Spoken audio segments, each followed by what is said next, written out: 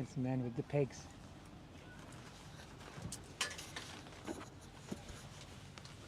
Good morning and welcome to Western Province Cricket Club on this, the third day of this encounter between the Cricket South Africa Invitational 11 and against the England Lions. We have the first ball of the morning and it's a glorious day. Now, after the rain has come down and play has been delayed, so what will happen is that we will have lunch at 12:30, so an hour and 15 minutes to go. First ball. South Africa has a handy lead of 327 runs on this first innings. They skittled out England for a mere 152 after getting to 289.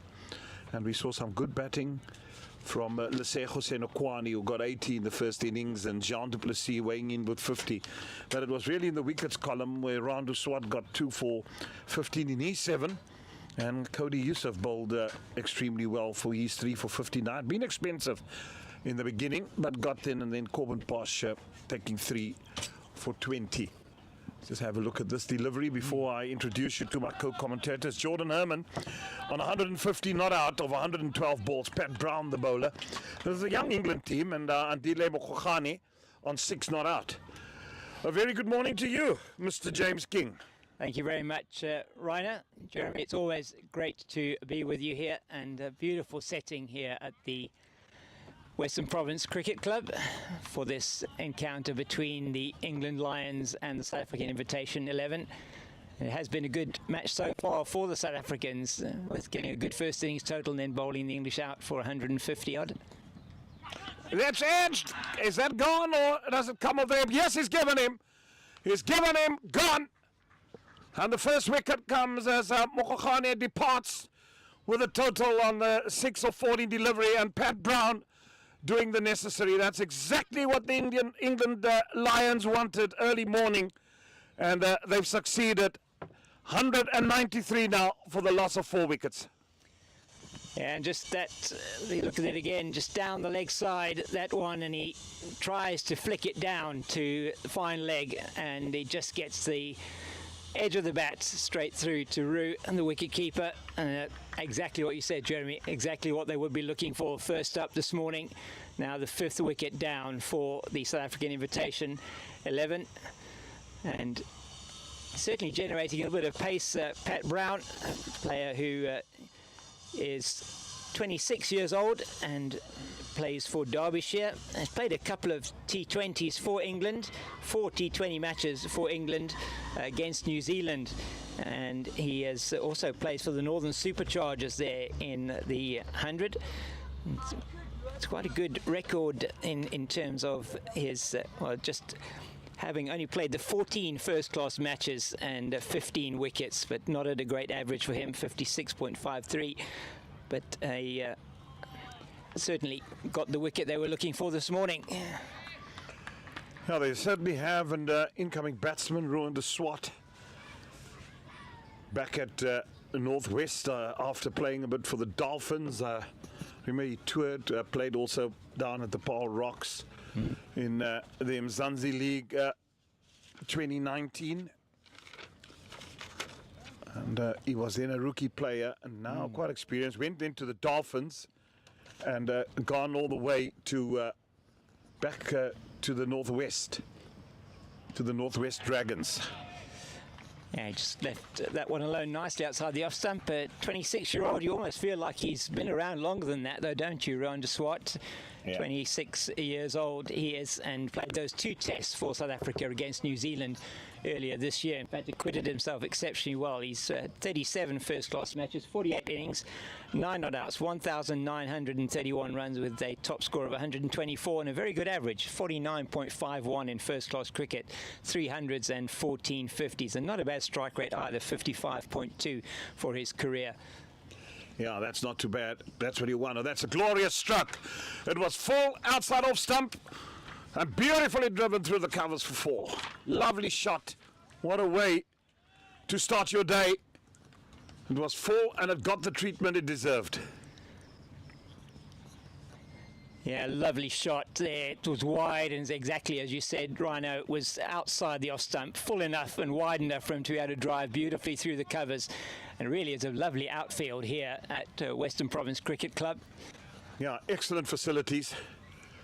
Got the backdrop of Table Mountain, and yeah, we under a gazebo. It rained this morning, and it does seem as if the sun wants to find its way. That's a better delivery in line. End of the over, 197 for 5.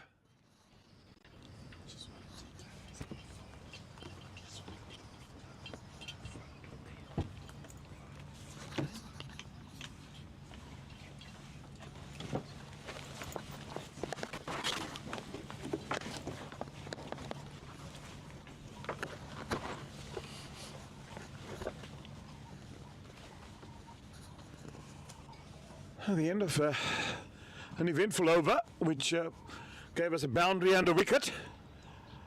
And Jordan Herman, he's in fantastic. He's a youngster that I think with immense talent. And I think if he continues in this vein, South African coach Shukri Conrad also here today, and he's got 100 as well. And I think looking at Test cricket, to me further on, this young man certainly has all the attributes. He does, and he's quite early on in his first-class career, just 23 years old, just plying his trade there at the Warriors. He's done outstandingly well for them. First-class average run of 51.63 before this match, and outstanding average. Turner with the first delivery, that's a good one. Good nut, outside the off-stump, just a little bit of movement. And that's what you want. That's the area, the business area early on to left-handers in the innings. Just gone across him, but there was a little bit of movement. So, good delivery first up. Yeah, the overhead conditions today will be helping the bowlers for sure, and there is certainly something in this wicket still. Looked like it's got a fair amount of grass on it, as John Turner again away from us. Yeah, there would be a fair amount of grass as well covering, and I think with it being under the covers all night and the rain that's come down, so conditions underfoot, you know, it will be a bit of sweat. The covers, yeah, the wicket is dry, but under the covers it would have sweated a bit, and then you look at the overhead conditions. It's perfect conditions for bowling. If you're a bowling team, just to keep you honest all day, you're not going to tire some, and if you can hold your line and length.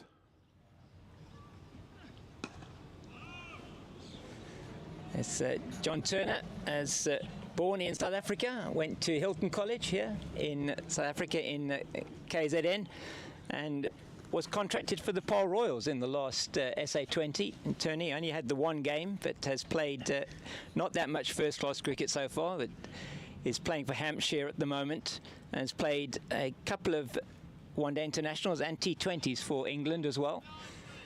So a youngster that certainly England have their eye on, Rhino. Yeah, absolutely. And the mere fact that you say he hails from Hilton College is one of the cricketing schools that Giddy hails from Hilton, and I remember those days when I was selected the Coke Under-19 week, and he was captain of the SA schools team. It was a guy by the name of Douglas Gain, if you can remember. He came and played for Boland, hailed from Johannesburg, but attended school at Hilton College. Yeah, it's one of those excellent cricketing schools that they have there in KZN inland areas there. Michael House as well in that area. Michael House, Kersney College, yes. Maritzburg College in Peter Maritzburg, and they call that area Kloof. Yeah. In Cape Town we say Kloof. They call it Kloof. They do indeed. Oh, that's not the shot to play. And early on in the innings, that got to look to play with a straight bat. He was in no position to play that shot. No, a little bit quicker onto him, it looked like there. Ruined a swat though. Also having an outstanding season so far for Northwest in the four-day competition. Played really good innings, a couple of good innings early on in the season to help them to a draw.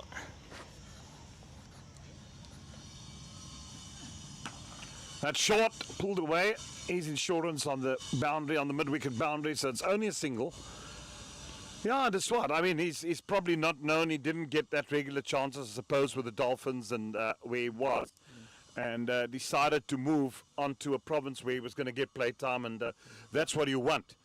But if you're playing in these situations and you're playing provincial cricket, like guys playing county cricket in England, and you play, this is where you want to make. I mean, you look at Australia, when they pick a batsman, he's played 60, 70 first-class cricket games, and you've got to average 40 and above if you're a batsman to come into reckoning for international cricket.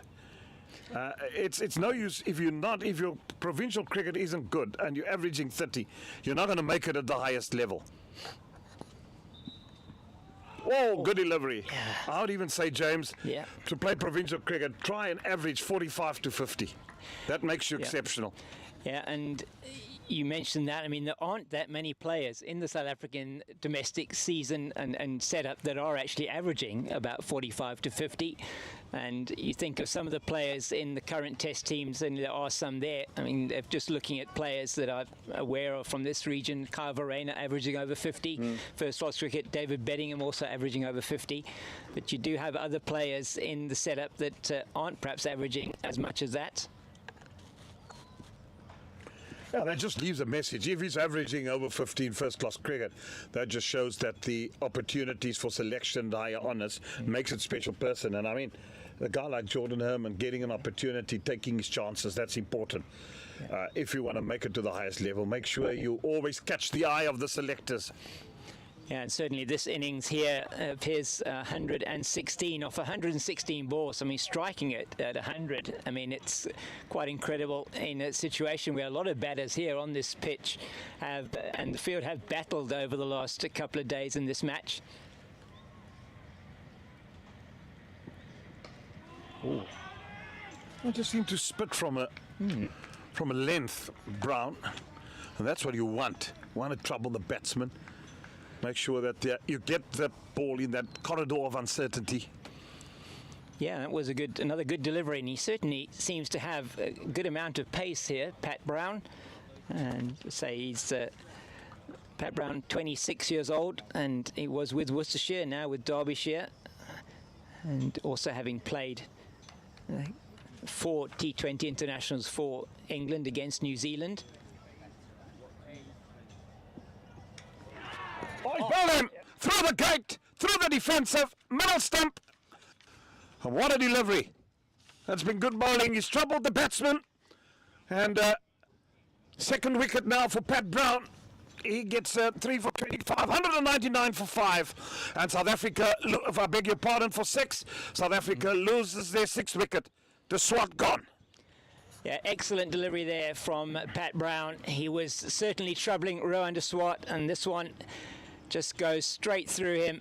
He's bowling from wide outside the on the stumps, and just it looks like he might have even got a slight touch onto that one, onto the top of the off stump, and that's exactly what you want to see as a fast bowler.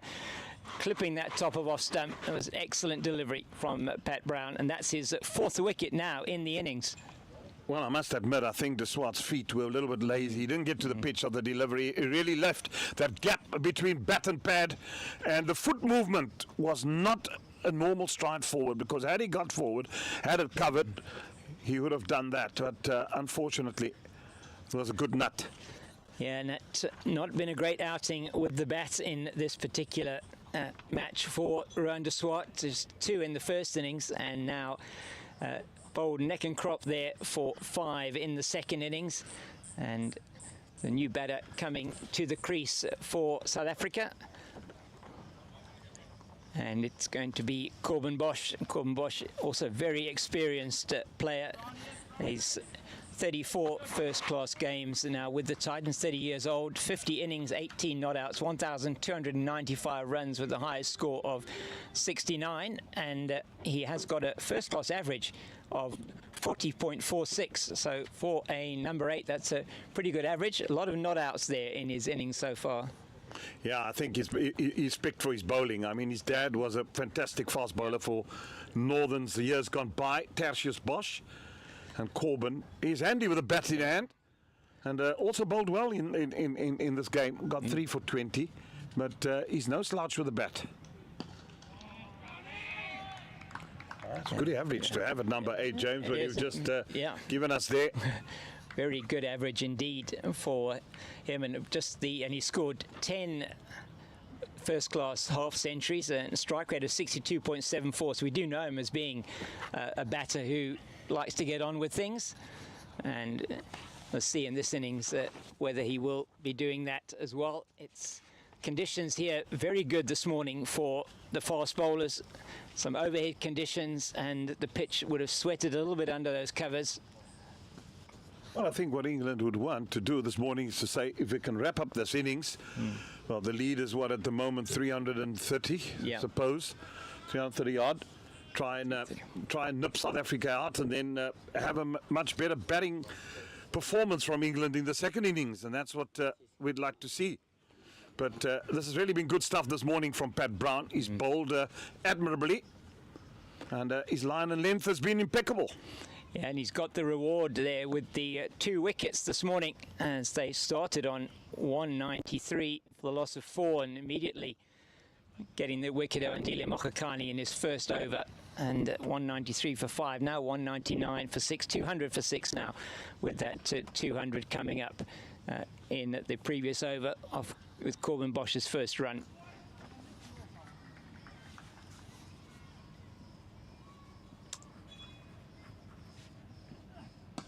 Turner. Corbin will get his second run and with a cheeky single. Yeah, he called well, nice and early, and no danger there for Jordan Herman. Just did manage to make his ground pretty well as well, Corbin Bosch.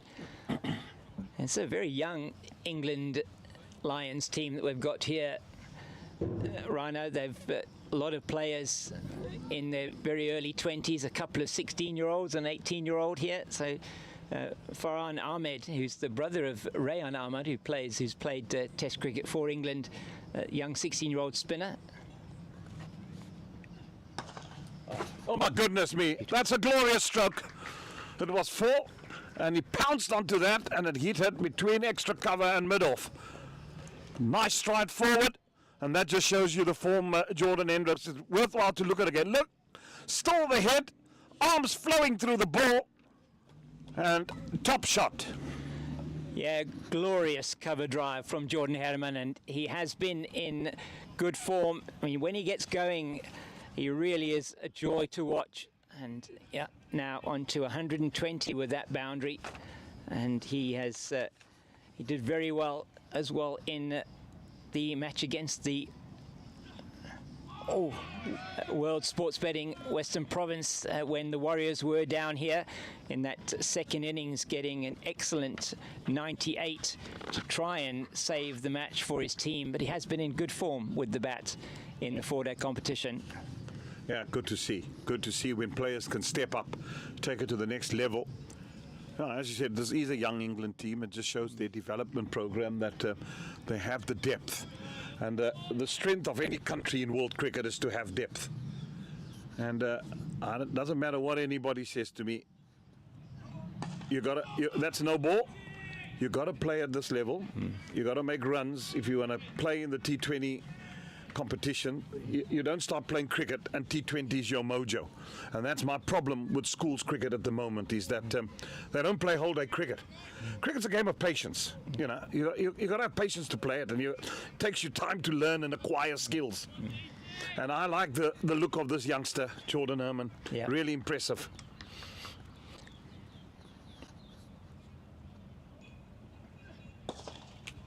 Well, that was 4. It gets the treatment it deserves once again.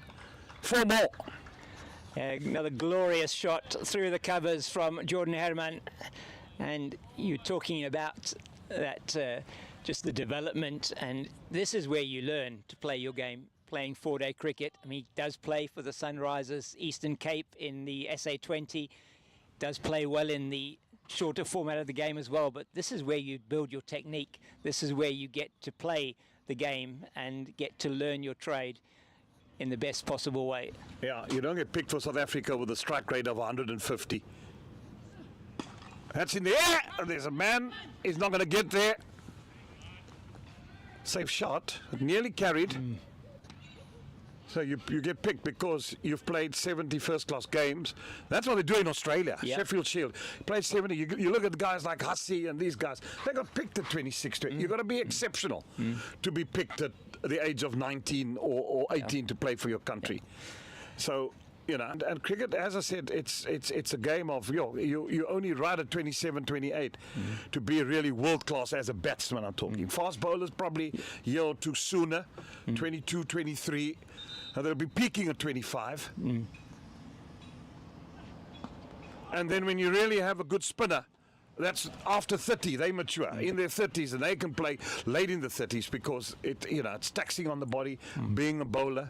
So those are, and this is the good thing. I mean, you say England, this is probably their third team and youngsters that they've sent here. The big thing in cricket, you've got to have depth. If there's so many injuries, we've just heard that Andrich Nokia will have no part in the one-dayers because he's suffering with an injury.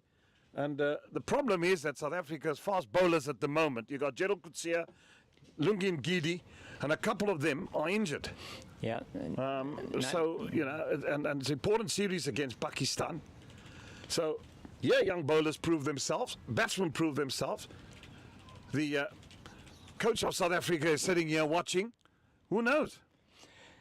Yeah, and as you say, it's with the conditions today and also over most of the course of this match not looking like they've been ideal for batting. It's a person that can put their hand up, and Jordan Herman certainly put his hand up here in this innings. Oh, what a delivery. Oh. You've seen him advance, that he's just drawn his line a little. That's clever bowling. Yeah. Must admit, that's good stuff. Yeah, he just pulled his length back, didn't he? It was excellent stuff from Pat Brown. He's been on the money this morning. It's been from the other end, in fact, with John Turner, that you've seen Jordan Herman take full toll of a couple of full pitch deliveries. And certainly, looking at Pat Brown, he's been on that very good back of a length, and his line has been impeccable this morning. Yeah, we don't have the speed gun to see what the pace is that he's bowling at, but it's only got to do a little bit. And again, Jordan just seemed to be losing concentration here. That's a shot out of foolishness and anguish. You've done the hard work to get to 125. Yeah, and you're right. Someone that is sitting here that has just played for England for many years, old Jeffrey Boycott. He said, my mother would have played that with a stick of rhubarb. He certainly would have done.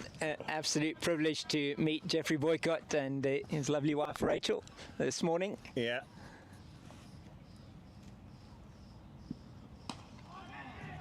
Yeah, I've had some interesting golf encounters with Jeffrey. The character of the game of cricket. Played for England for many years. Yes. With a great Ian Botham, a good mate of mine who I still keep in touch with regularly. We've seen some greats. We have indeed. I mean, a fixture in that England batting lineup in the 60s and 70s, Jeffrey Boycott.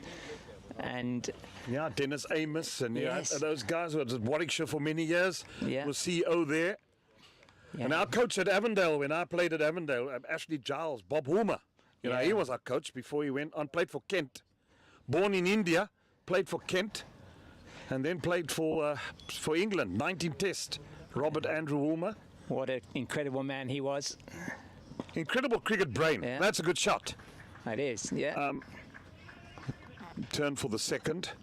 He had an extremely great cricketing brain, Bob Homer. Became coach of South Africa. And then coached Pakistan. Yeah, tragically taken away from us too early. Yeah. Bob Woolmer, what an incredible man he was, and certainly did a huge amount for not only English cricket but South African cricket. Absolutely. Highly regarded wherever he went. Yeah, so many guys from England, club structures then in the 90s. A lot of English influence, and coaches used to come and coach down in Cape Town.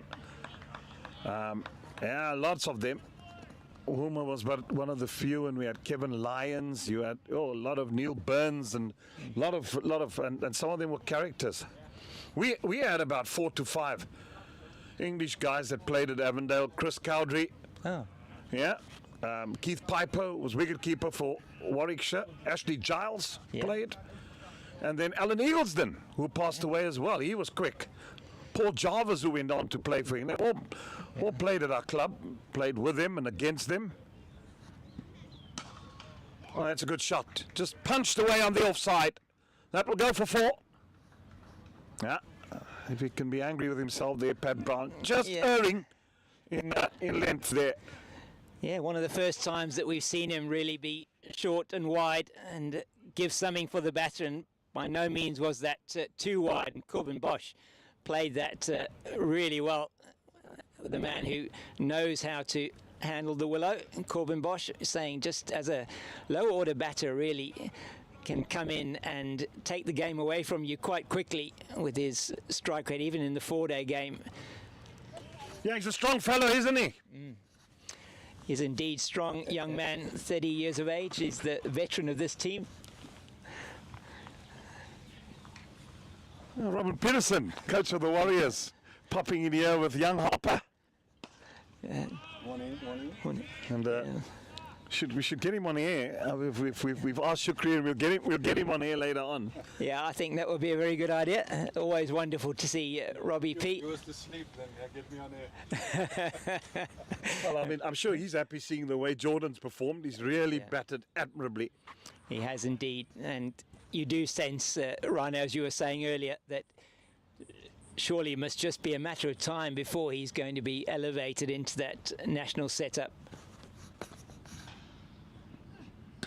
Oh, that's a glorious shot off the back foot. Oh, it just looks so elegant when left-handers play it.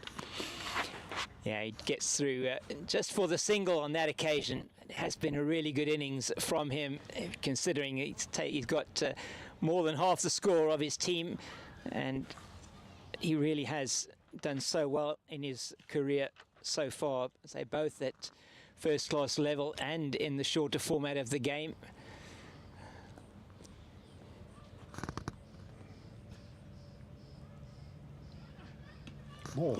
Just seems like some of them if the bowling doesn't end, they're just spitting like cobras here. Well, there's plenty of them around now in summer. No, there are. Down here in the Cape, you've got to be careful when you go out on the footpaths up into the mountains and having a walk around or a hike up the mountain, and plenty of opportunity to do that. Such a beautiful part of the world here. And this ground here at Western Province Cricket Club, the backdrop here, the Table Mountain range of mountains just to the right of us, absolutely beautiful. Yeah, indeed. Beautiful indeed. That's a quick single. Oh. It's a bit tardiness from the fielder. He should have anticipated a bit quicker. Yeah, good running there. Good call from Corbin Bosch, coming through for the single, rotating the strike. Always important to keep that in mind with the left-hand, right-hand combination. Just getting the bowler to adjust his lines and lengths. Yeah, that's what you want. They've done well this morning. We're into the first half an hour of play. England have been on the money. South Africa lead is now 353 runs. I'm sure the declaration will come somewhere. Yeah, you would sense so. I mean, having bowled them out for 154 in the first innings, South African Invitation 11, I'm sure would fancy their chances, particularly with the way that the pitch is playing this morning with the overhead conditions as well. Certainly looks like a pitch with a good amount of grass on it. Seems to have very good carry from what we've seen first thing this morning as well. Yeah, but the one thing you want to do, once you've got your opposition against the ropes, you really want to drive it home. And the fact of the matter is, South Africa will look to bat as long as possible. There's still half a day of cricket today, a whole day tomorrow. So there's enough time. So no need to rush into anything. Because you never know. Opposition bats well second innings, you never know. So I would look to, say, declaration somewhere between lunch and tea. Bat on to lunch, bat another hour after lunch. Try and keep the opposition there. And then really drive home the advantage that you have. Yes, most certainly. They do have the advantage, and We have the advantage of bringing this commentary to you today with the courtesy of Sporta Tours. And Sporta Tours have been responsible for bringing this match to fruition by making the travel and logistics arrangements for the England Lions Tour of South Africa. Sporta Tours enable schools, clubs and international teams to train, compete and experience all sports, not just cricket, at some of the world's best facilities worldwide. And that is www.sportatours.com. That's Sporta, S-P-O-R-T-A, tours.com. And we just want to thank Sporta Tours for the opportunity to bring this broadcast to you over the course of these 4 days. Yeah, magnificent stuff. Sponsors always know it. So thanks to Sporta Tours and James doing the commercial rights there for us.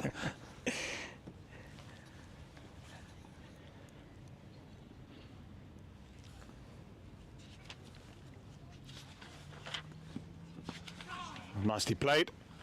Worked away on the onside. Be another single down to a wideish fine leg. Yeah, it's been good from this pair of Herman and Bosch. And Bosch already on to 8 of 7 deliveries. Herman 126 off 125 and taking the score now up to 218 for 6. So put on 19 since the last wicket went down just in 3 overs. So it's been pretty quick from a scoring rate point of view. They're advancing the game quite quickly, as you say. Rhino just trying to get that lead as big as possible.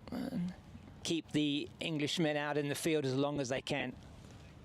Yeah, absolutely. And conditions are going to be favourable all day. Not going to change, and South African bowlers have done well. As I said, Corbin Bosch has taken 3 wickets earlier on in the England first innings, and so has Rwanda Swat. He took 2.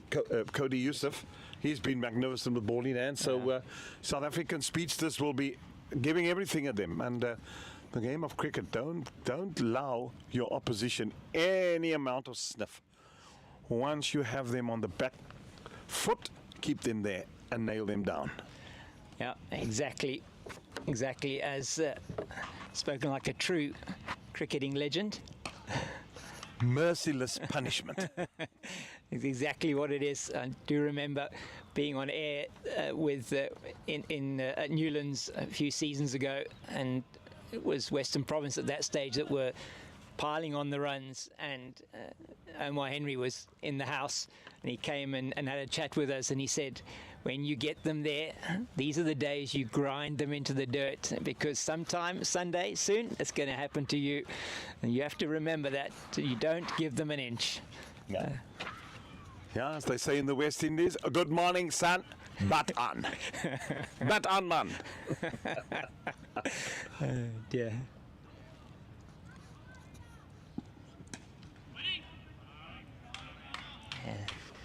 Alan Donald always tells the good story of bowling to Brian Lara in Trinidad, and some fella standing on the boundary, in the stands there, trotted across and said, "Hey, Donald, man, Lara is going to lick you all day."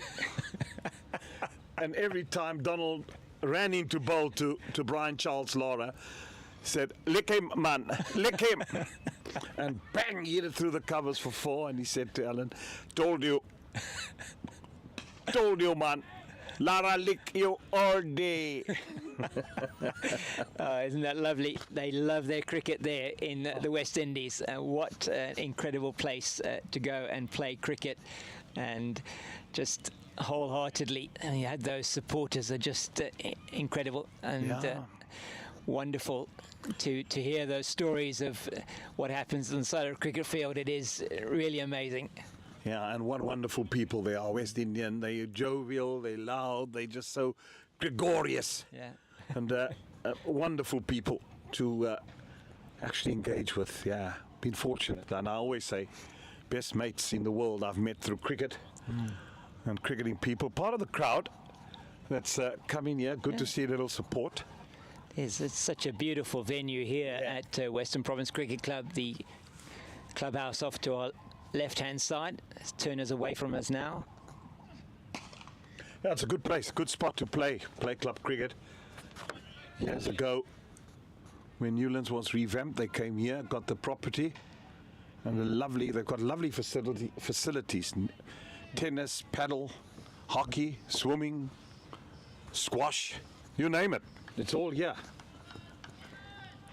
And just provides that fantastic area for players to come and play.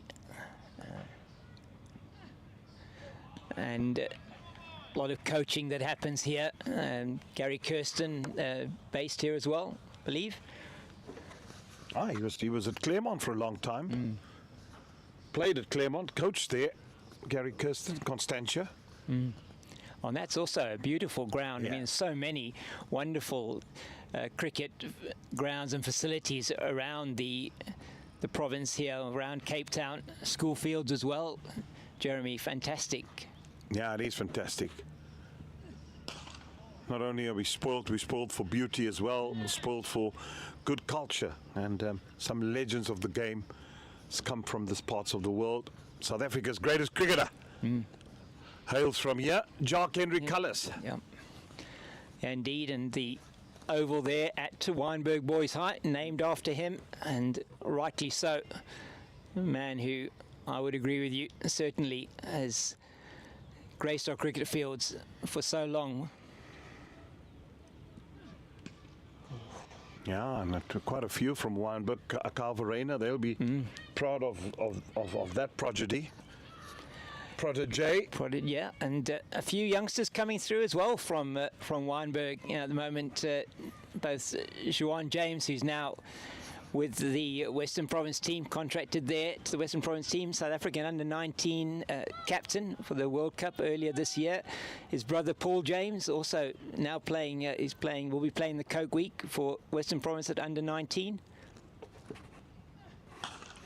Yeah, the Kayamajola Week, that takes place, in Cape Town from the 16th, so I'm sure this will be one of the venues, and a lot of the fields around Sachs, Rondebosch, Bishops, Wynberg, all those fields, and will be utilised. And they will indeed. I believe the marquee matches all taking place at Rondebosch, and the broadcasting will be done from there on SuperSport Schools, I think. It's going to be there, and one game every day of the week next week from Monday. Oh. Yeah, wonderful. Wonderful to see. And what a player I didn't mention was the captain of SA Schools last year as well, Benjamin Hansen, also from Wynberg, who's captaining the Western Province team again this year at the Kayamajola Week. So really has been excellent cricketers being produced from a number of the schools here, though you have to say it is a nursery of cricket here in the Cape, and not just for the Western Province, but for throughout the country. They're playing their cricket, a lot of the players that come out of the Western Cape. Yeah, there certainly is a dearth of them, aren't there? And they certainly seem to tune them out every year. And that's fantastic to see. I mean, right around the country, I mean, there's such a lot of good cricketing schools. There are. You go to Joburg and Pretoria and Durban, East London, Port Elizabeth. Problem is just, what do you do with all of them? How do you keep them? So that's why the young Turner here was at Hilton College, now went to England, because not all of them can play for South Africa. That's the tragedy. But the thing is that it is important that South Africa builds up a good base. You just never know when the opportunity arises for you to get selected, or and once that opportunity comes, you've got to grab it with both hands, because and it's good to have competition. Even guys in the national team must know that guys like Jordan Herman is breathing down their necks. Oh, that's nicely played. Clipped away off his toes, through mid-wicket. It'll go all the way for 4. Yes, indeed it does. Yeah, it was beautifully played by Jordan Herman. Sorry, not Jordan Herman. Played by Corbin Bosch, should I say. He's played that beautifully into through the leg side before, and sound that it made coming off the bat was really, really good.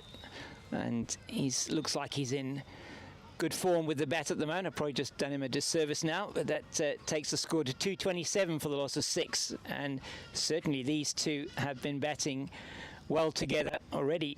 28 that they've put on for this the 7th wicket. The lead now 362. The balance was so good there when he played the shot.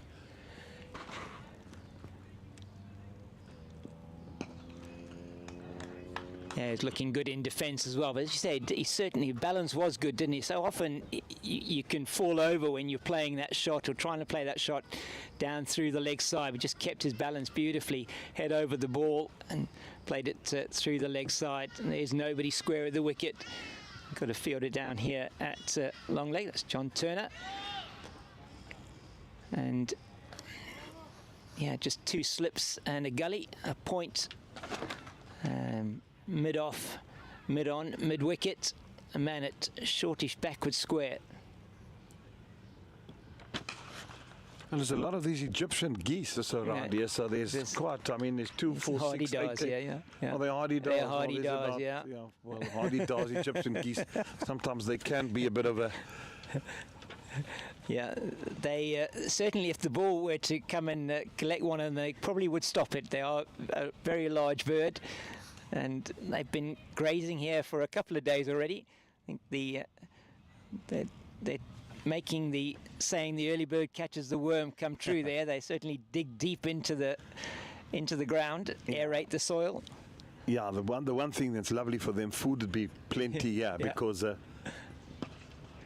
the rain. That one's just comfortably negotiated by Corbin Bosch. But I love it when the dogs come for their walk and they chase them, and you just see the dogs can never catch them because they're just clever enough to know when to take flight.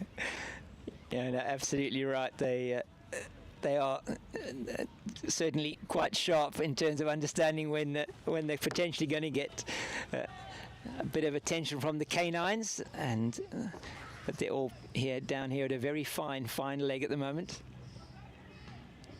Certainly a time to be in Cape Town, because the hardy dars, they can be around the cricket grounds, and then come summer and Newlands Test, we have the seagulls sometimes sweeping in, and they sweep in from different positions. If you go down to Cork Bay, especially Cork Bay, Sea Point Way, around there, they're plentiful.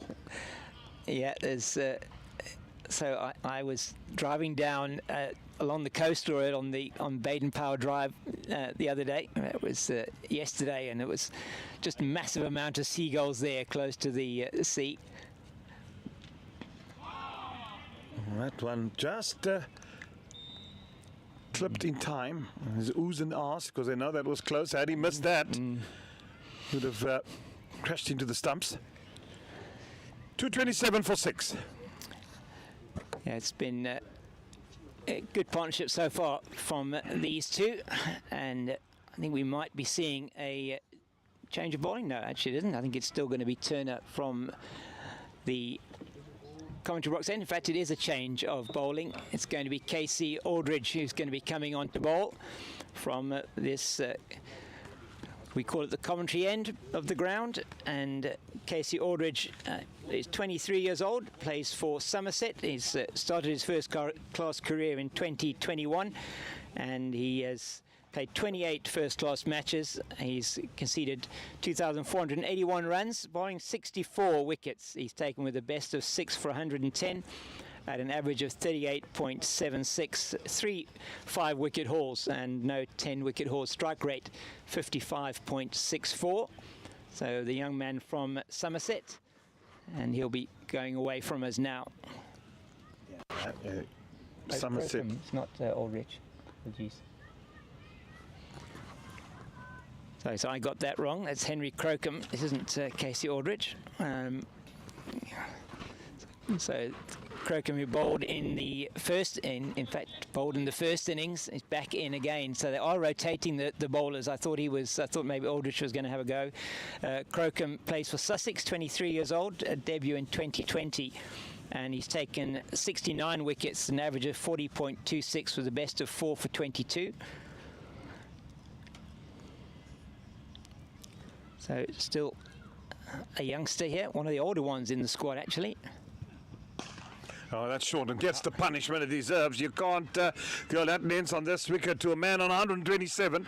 He's certainly going to punish you, and that got the treatment it deserved. Maybe just a loosener for the morning, but certainly a good shot. Gone for 4. Yeah, he pounced on this one quickly, picked the length quickly, Jordan Herman, and played it over the short mid-wicket and down to the boundary for 4. So, yeah, Crocom's just going to have to tidy that up a bit and just get his line and length right. Still something in it for him. That's in the air. That's, well, he's underneath it. 7th wicket down. Jordan gone, trying to get a move on. And South Africa lose their 7th. 233 for 7 now. Jordan gone for 131. What a polished knock it was. Outstanding bit of batting. And England will be happy with that. So Crocombe, who came onto the attack now, first ball, went for 4 and then succeeded in getting a wicket. The one thing that the English Lions have been doing, they've been getting wickets regularly. Yeah, they have, and this is the big one for them. Jordan Herman, an excellent innings. He gets the applause from everybody in the clubhouse there, and it was an excellent innings from him.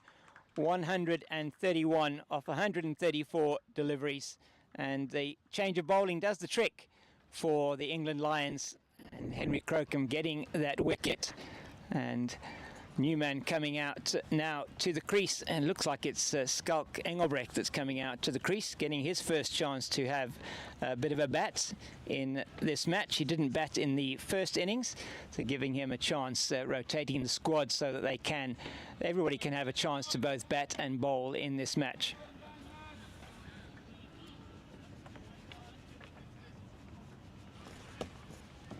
And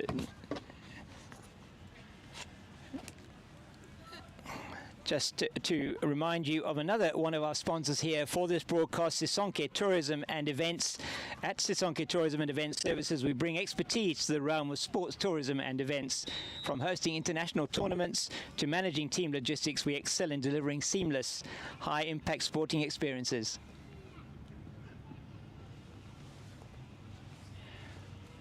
And those experiences are for athletes, fans and organisers, and Sisonke Tourism and Events. Please go and visit their website as well, sisonketours.co.za. And they really were very involved with the over 40s as well. The over 40s cricket organised that, all the accommodation for the over 40s. To re-bowl that delivery, it was wided by the umpire. Previous ball. He was just trying to say hello, wasn't he, to the new batter, just getting it a little bit too short on that occasion. Henry Crocombe and Skulk Engelbrecht, a young man who hasn't yet played, he's only played, the 2 matches in first-class cricket. He's with the Titans and also played for SA Emerging. Oh, that's just short off second slip. Got the outside edge there. Lucky they kept it down, played with soft hands. Had he gone a bit harder, that ball would have flown to second slip. So, off-break bowler. I don't have any of his batting information. Skulk Engelbrecht, so he's in the team for his bowling. He did take 1 wicket in that first innings, the off-spinner. Also a youngster, 21 years old. I say just the 2 first-class matches.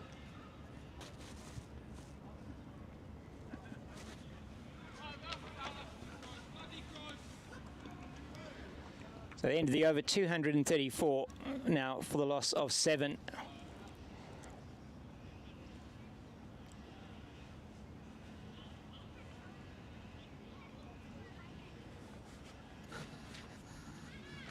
Now we're in the 50th over. So I've been batting well over 4 and over, which is healthy batting. You're always on the front foot when you're batting between 3.5 and 4 and a little bit more. Remember those days back at Free State Cricket, Eddie Barlow used to talk about the 3+ factor. Always used to say when you start batting in 3 and more and over, you put yourself in a good position to win games. And it certainly seems that cricket is moving that way. If we look at even the Test arena,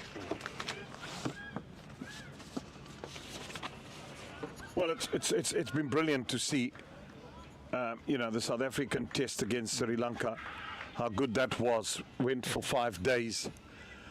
My honest opinion, my humble opinion, the pink ball should be put to bed, and we should have all-day tests. Let Test cricket stay in its purest form.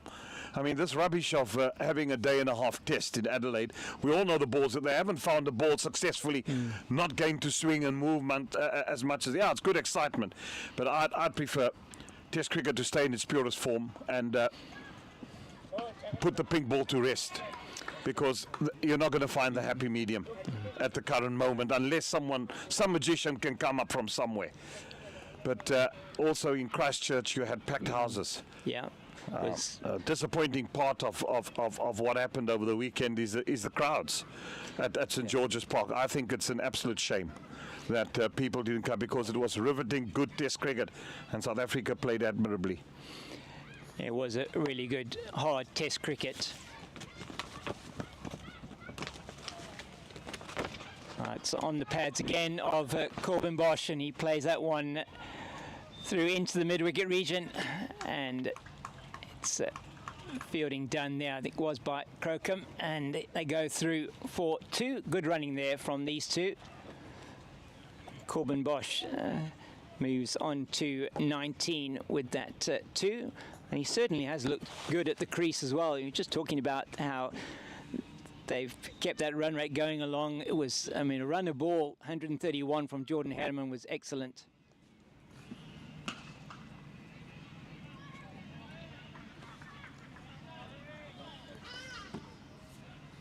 Yeah, and I just want to see Test cricket remain in its purest form.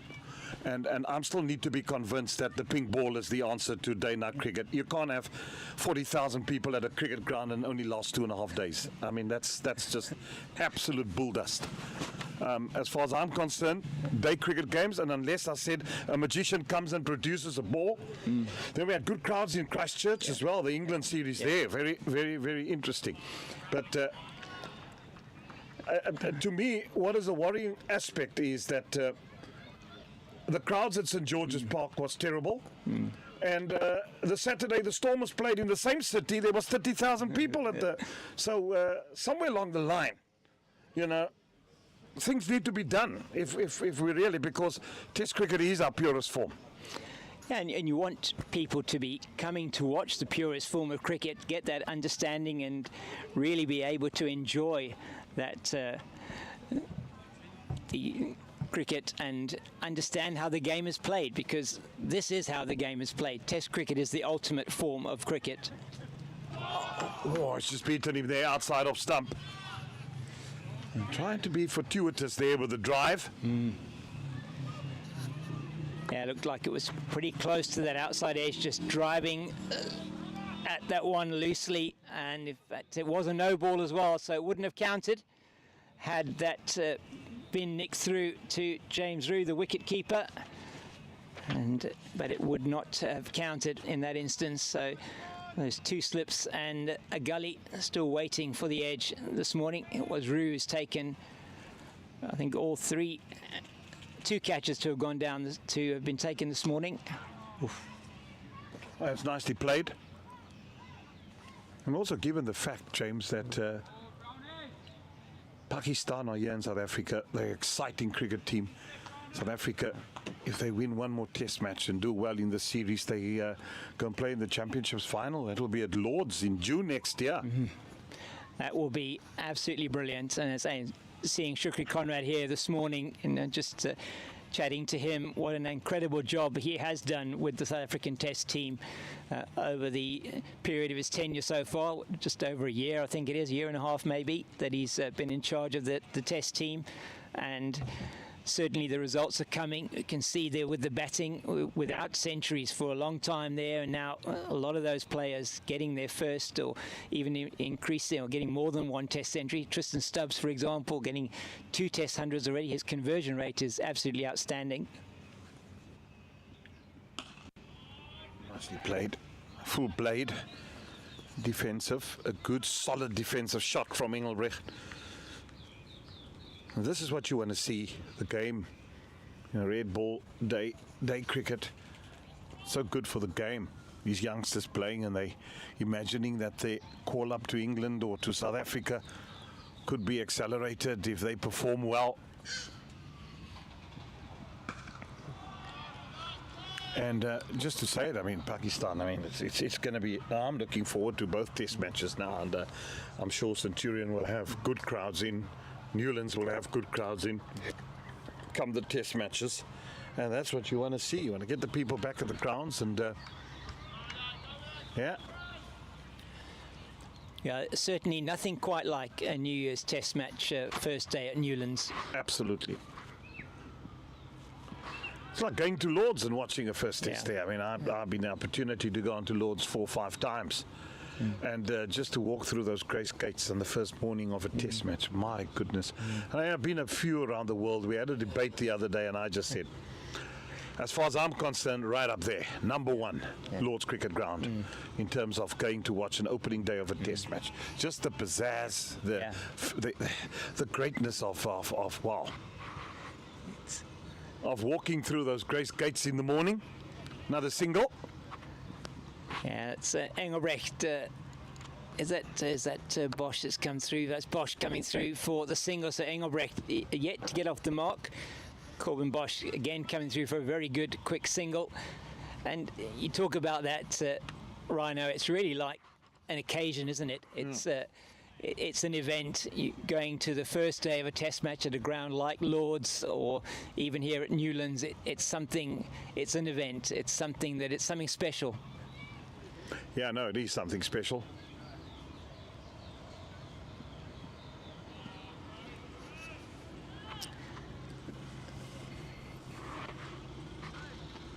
So Crocombe is getting a reasonable amount of pace here from the commentary end, and maybe we should call this the Hardy Dot end, I think, perhaps, with these all the birds here grazing in front of us. I think for the purists, James, we say the Cape Town end. The Cape Town end, and the Wynberg end on the other. We can't call it Calvin Grove because Calvin Grove is on the other side, and Newlands is I think for people who around the country and they're trying to picture Western Province Cricket Club. Yeah, so very much. We're sitting at the northern end of the grounds, the Cape Town end, and as you say, down to the south, the Wynberg end of the ground, as you would have at Newlands, and the Table Mountain Range off to our right-hand side. Just can see Constantia Neck as we look at some of the spectators and people that are watching from the clubhouse. It really is a fantastic setting here, and we've seen some good cricket this morning. So I think we're going to see a change of bowling now. Pat Brown is going to be taking a break, and it is in fact going to be the player that I thought it was from this end. It's going to be Katie Aldridge who's going to be coming on to bowl. He's given the ball there from his captain, Dan Mousley. Mousley at mid-off to the right-hander. A man who's also played cricket. He was recently in the West Indies with the England team, Dan Mousley.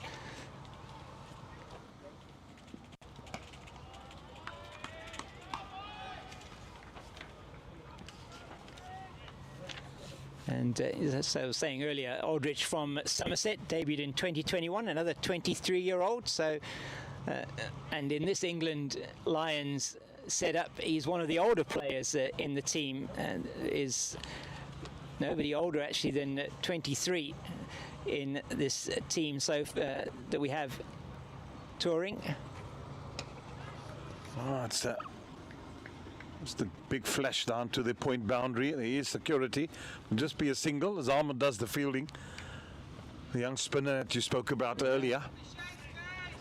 Yeah, off spinner. He was watching him yesterday. Just he's got a very interesting action. Off break bowler. His brother Rayan, there's the googly leg break bowler for England, and just 16 years old. Himself and Rocky Flintoff, son of Andrew Flintoff, here with the Lions as well. Well, the fact of the matter, you brought these teams up, and England has got the luxury. I mean, that one is just steered down to the third man boundary.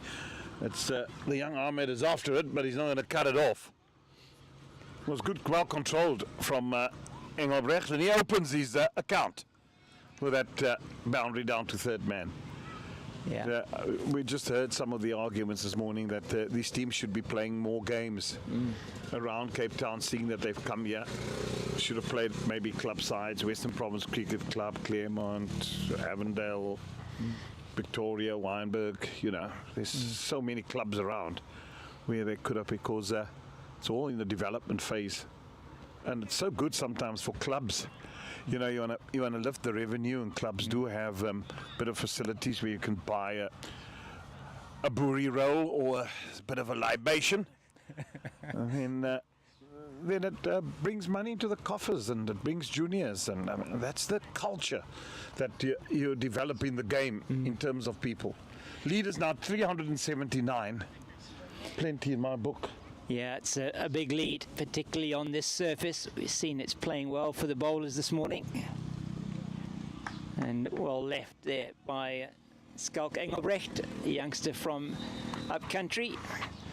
And it just is, yeah, the more you play, I mean, there's no substitute, is there, Jeremy, for actually getting time out in the middle. And it doesn't matter, you know, you can have as many nets as you like. It doesn't matter. You know, you work on your technique, you work on those things in the nets, but getting out into the middle is what counts. No, absolutely. Boy, that's a good delivery.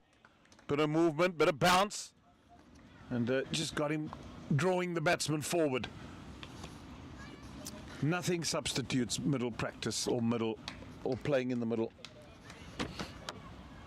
And certainly the South African selectors who chose this team here under the guidance of Imran Khan, it's a good combination of youth and some experience here, led by Sinatemba Qeshile, a man who you know very well, Jeremy, and he's also been in pretty good form for the Warriors this season with the bat, and has been keeping, actually between him and Jean Duplessis, who's also here with the SA Invitational 11, and both of them keeping wicket at some stage for the Warriors.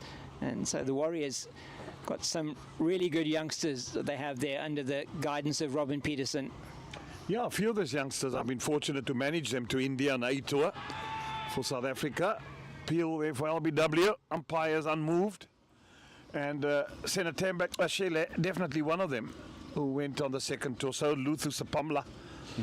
We had young players going, and which was great, with a bit of experience. We had experience of Markram going on, Aiden Markram, 2018, and Kaya Zondo.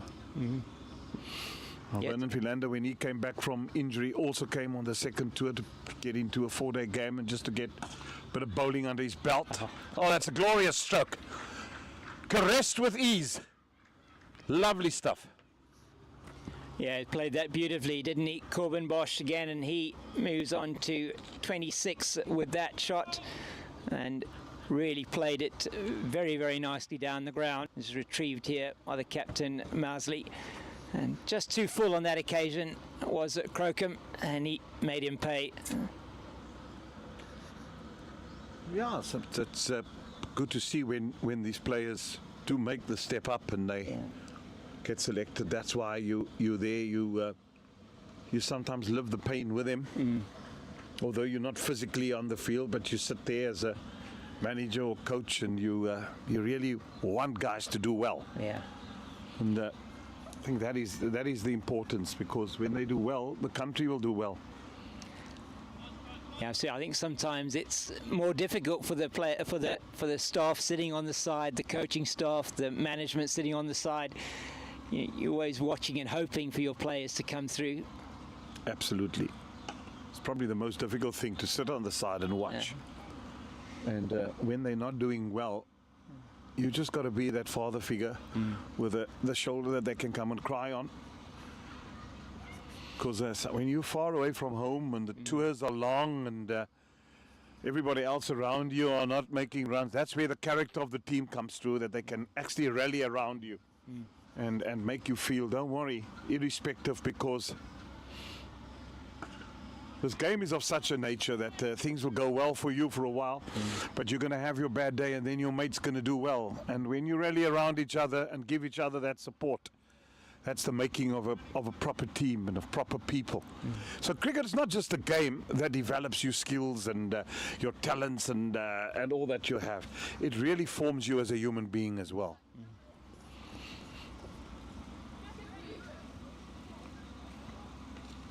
It's gone. A good delivery with a bit shorter. He pierced his bat outside that off stump, got the outside edge, and second slip, chest height, comfortably taken. 249 for the loss of 8 wickets now. South Africa are. Yeah, excellent delivery there from Crocombe. He puts it in just a little bit short of a length, and Engelbrecht has to play at that one. And just a really thick edge through to the second slip region. Was a very good delivery. He's been bowling a bit too full. He brought his length back here, short of a length. In fact, he probably could have left that on length, but excellent delivery and caught well as second slip. Regulation catch. And you say the 8th wicket goes down. It has been very much the bowler's day this morning. Yeah, it has been, hasn't it? Bowlers have been superb. They've toiled hard, they've done the hard work, and they've reaped the rewards.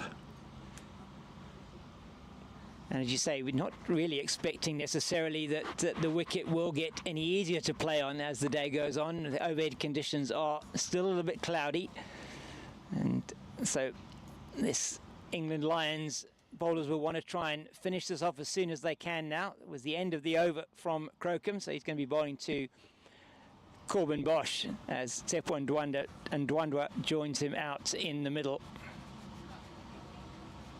Also didn't bat in that first innings of the South African Invitational 11, and they're currently leading by those 384 runs. And to say they'll be looking here, Dan Mousley and his team will to wrap up this tale as quickly as possible. It's quite a daunting task, 384 runs that they are behind, and will be looking to bat as long as they possibly can, I'm sure.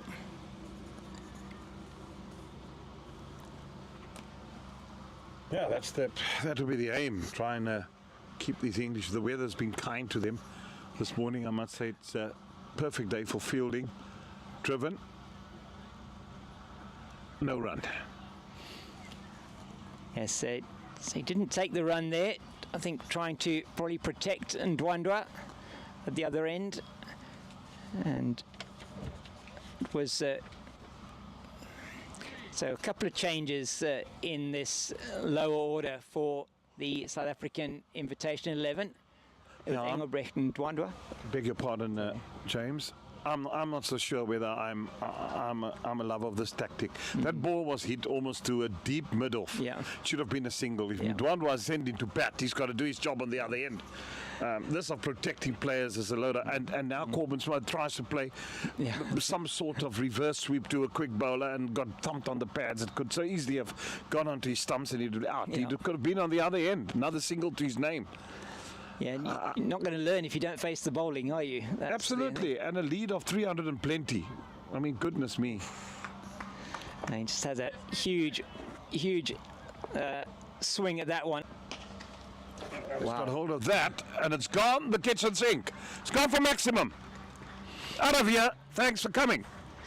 Yeah, too full from Aldrich in the slot, and he just hits it out of the park there, does Corbin Bosch. Excellent shot, and he goes on to 33 with that 6. Just too full this time, I think was in the arc, and he just played it beautifully.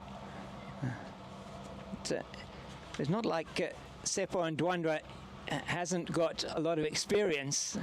Oh, and he's going to go this time is Corbin Bosch trying to play it again through the leg side, and Casey Aldrich gets his first wicket of the innings, and caught by Roux once again off the top edge, and Corbin Bosch goes for 33.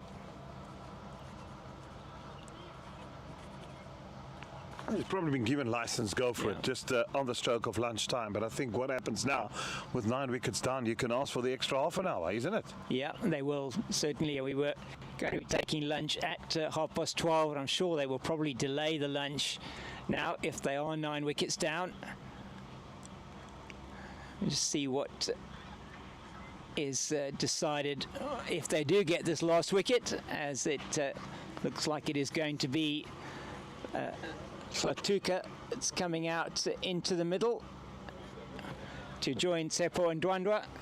It is Tobile Hlatuka, and but Ndwandwe, just looking at his first-class numbers, Jeremy, I mean, 46 matches. He's 29 years old. He's played for a number of teams: Border, Southwestern Districts, the Cobras, Eastern Province, and the Titans.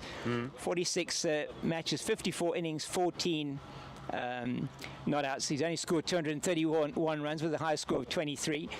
5.77 is his average, but he has been around for a long time, so not that he can't hold a bat. And Tobile Hlatuka, a 23-year-old from Border, he's played 4 first-class matches, 99 runs with an average of 16.5. Tops. Give the youngster a chance to bat. Oh, he's gone. That's it. Yeah. All over. And England has been good this morning. Yeah. In the session. They've managed to bowl South Africa out. South Africa, that handsome lead in the first innings was what was required. So England require now 391 is asked to win, and South Africa will have the favourable conditions to bowl this afternoon after lunch. But what a period it's been for England. They've managed, they were 4 wickets down to pick up 6 wickets until the luncheon interval. Yeah, done very well today. Have the England Lions getting those last 6 wickets for the Invitational 11 for the addition of only 63 runs this morning. And just having a look at the scorecard there, really stands out. Jordan Herman, 131 of 134 balls. He was ably supported by Jean Duplessis in a partnership of 106 for the 3rd wicket. But pretty much everywhere else, apart from the first wicket stand of 53, partnerships not really that great all the way down the innings. Just the one of 35 this morning between Herman and Corbin Bosch for the 7th wicket. And it is the team from the South Africa CSA Invitational 11 all out for 256. And it will be the Lions that will require 392 runs to win this match, and we'll be seeing their innings no doubt taking place after the luncheon interval. We'll be back with you in approximately 40 minutes for that. And from us, for the moment, it's goodbye. And sorry, just to remind you, if we can, before we go, just in terms of our thanks to the sponsors of this particular broadcast, and that is Sporta Tours. Sporta Tours have been responsible for bringing this match to fruition by making the travel and logistics arrangements for the England Lions Tour of South Africa. Sporta Tours enable schools, clubs and international teams to train, compete and experience all sports, not just cricket, at some of the best facilities worldwide. They visit their website at www.sportatours.com. That's Sporta, S-P-O-R-T-A tours.com. And really would like to thank Sporta Tours and also Sisonke Tourism and Event Services for bringing this broadcast to you. And as I say, we'll be back with you in about just over half an hour, where we'll be watching the 2nd innings of the England Lions.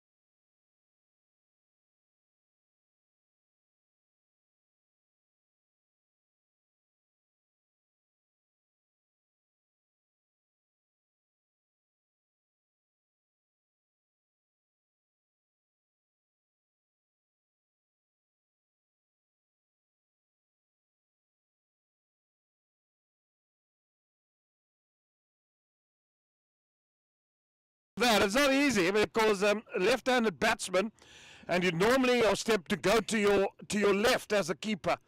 But here he had to change direction, go to his right, and an absolutely stunning catch. Wow. And that's the type of catch that just changes a match completely, and just has turned this one on its head straight up in the first over. Just the 4 runs on the board for the England Lions, and already they are 1 down. And that just Cody Yusuf generating a fair amount of pace, but it just looked like he was happy the way that he played that. McCann it got that full sort of face of the blade onto it, and just a brilliant diving catch to his right. Well, it's special catches like that wins you matches, and I tell you what, yeah, McCann, he just flicked it around the corner. He thought, all right, here's 4 runs to it, but it was Krashile outstanding. My goodness, what a great catch. That should go down in the record books. Even Ray Jennings would be proud of that. Yeah, and even, I mean, Jeffrey Boycott's mum couldn't have done any better either on that one. As it is Hamza Sheikh that is now coming to the wicket, the young 18-year-old from Warwickshire. And he's he's played 4 first-class matches. It's going to be Cody Yusuf coming in to bowl to him. Well, he certainly improved over the years too. Cody Yusuf plays for the Gauteng Lions, and really magnificent. Wow, this guy is still James Rue, the wicket keeper, he's in, and Hamza Sheikh, 18-year-old, still very young, these lads. Yeah. But getting opportunities and coming to South Africa. I'm sure they would have loved to stay here another month. I don't want to be going back to London now. Thank you. It's far too cold. Yeah, it's been very cold there lately as well. A couple of storms passing through. Oh, Liverpool couldn't even play on Saturday against Everton. The Merseyside derby couldn't take place because of inclement weather and storms and hurricanes and all that type of thing. But yeah, I've been asked many a time whether you'd go to London in December, and they say having a white Christmas. I said, no, thank you. Give me summer any day. I'm not meandering. I've been to London 5 times, and all times it's been in summer. I don't go in winter. No, it's very dark as well. The light only gets light at about 9 o'clock. The sun goes down at 3:30. You know, you leave home in the dark, you get home in the dark. Yeah. That's not my kind of life, James. No, it's certainly not very pleasant over the winter time, and that's why I think, you know, calling the weather and talking about the weather is an English pastime. So yeah, they did say these Englishmen, it's damn cold there at the moment, and they're not looking forward to going home. They've really enjoyed their stay here. It's been the city. I mean, this is it's overcast here, but it's quite humid in Cape Town. So it's been an interesting day. It seems like bowling change. I mean, to open the bowling. Yeah. From the Cape Town enders, Rwanda Swat. Rwanda Swat is going to be bowling to James Root. Root is a 20-year-old from plays for Somerset in the county championship. He's played 40 first-class games, 66 innings, 11 not outs, 2,305 runs already, Jeremy, with a top score of 221 and a good average of 41.9, 800s and 750. So a very good conversion rate for him. Well, when you play at Somerset, my friend. You're playing on the N1. It's like being in Kimberley, because that wicket is as flat as what you can get there in Somerset. So that's why his averages is there, and he'd be scoring quite a bit of runs. Oh, so yeah, you can expect that when you're a batsman at Somerset, your average should be high, because you're going to get on other wickets when you move around the counties. So it'll be interesting to see what the stats are and how much runs he scored at Somerset. Yeah, it would be, and I probably won't be able to get that for you today, but certainly will be able to get that for you. Yeah, they're in Taunton, playing under the shadow of the cathedral that they have there, or just it's a beautiful ground as well. It is a lovely ground in Taunton. I tell you what, there was a guy, Stephen James Cook, yes, who played at Somerset, and he made over 2,000 and odd county runs there. So yeah. Oh, that's a lovely delivery. So, yeah, you can understand that his average is Good. is very good at Somerset because it is a road there. It's a lovely wicket to bat on.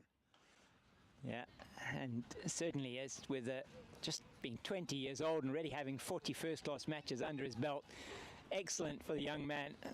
Just watch this delivery again from Ruan de Swart, beating him outside the off stump. That was a really good delivery from de Swart. He's come along so well, hasn't he, as from a bowling point of view as well, Ruan de Swart. Yeah, he was a youngster. He went on that when also he was in my team at the Paul Rocks when I was manager, and also he went on the second tour to India. And he's certainly gone to the Dolphins. He's certainly a guy that takes wickets. He's a good all-rounder. Apparently a good rugby player. Didn't he play SA rugby schools as well, or SA under 20? I'm not sure. He may well have done it. Yeah, somebody he did mention that to me as well. Yeah, he's. We've got another youngster at the moment, Riley Norton, who's decided to choose rugby over cricket. No, he's an accomplished sportsman, Ron de Swart, and very good at it as well. So, he's taken, some take rugby, he's taken cricket, he scores. But he's a very accomplished sportsman, all round as well.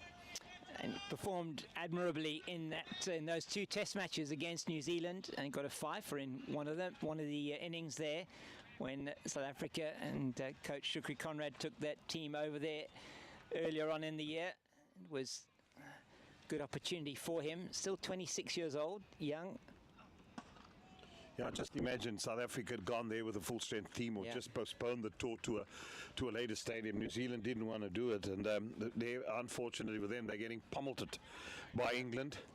And it's all to play for. As I said, we're in for a riveting summer of cricket so far, and it's been mouth-watering. It has been.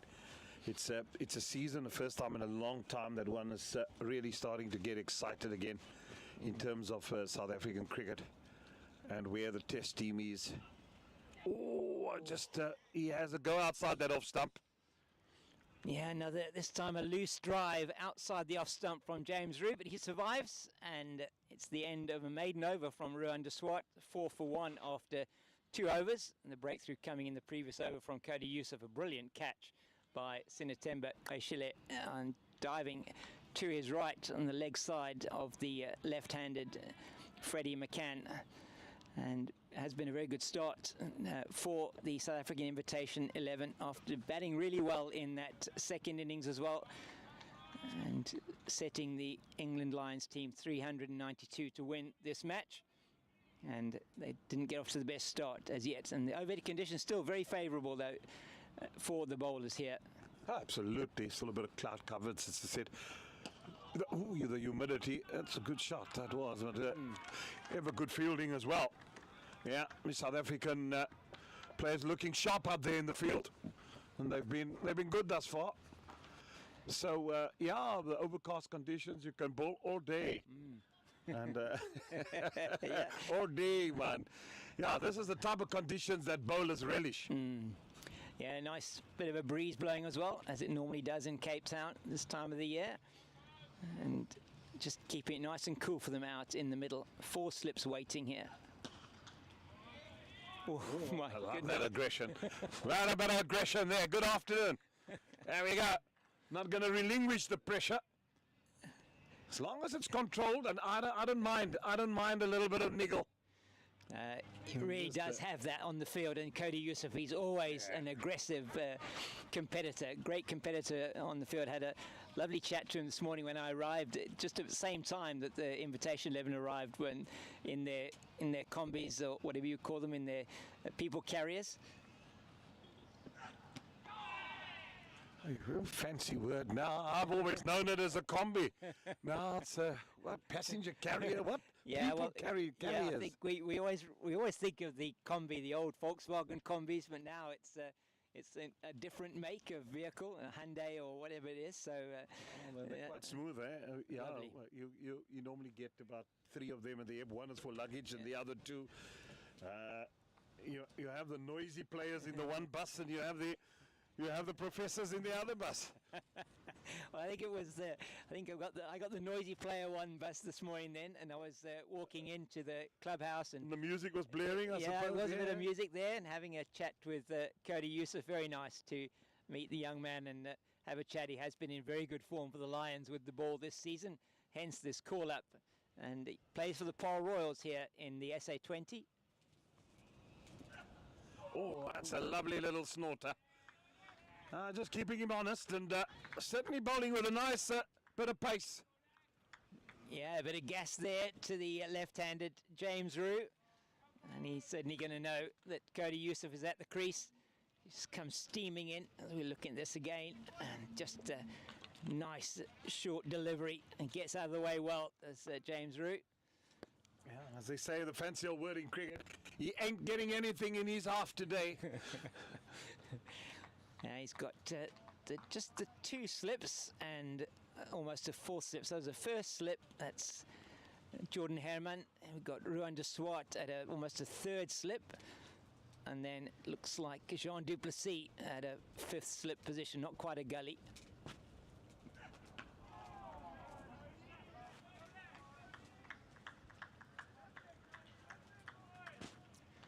It's picked up by the young man, a young Skulk Engelbrecht. We might see him bowling a bit later. His right arm off breaks. The young man from the Titans. Yeah, I met him for the first time. He came and greeted. And seems like a nice young man.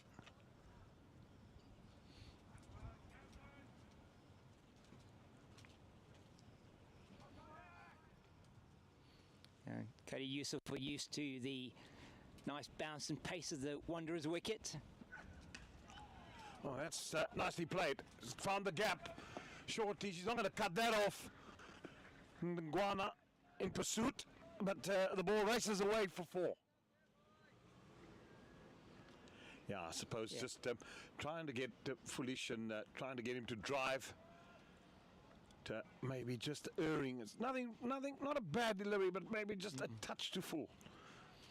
Yeah, and just that little bit of width as well that gave him the opportunity to play that. He played it with a very nice straight bat, James Root, and past the man. I think there is, as you say, Hlatuka, that is here at a backward point position.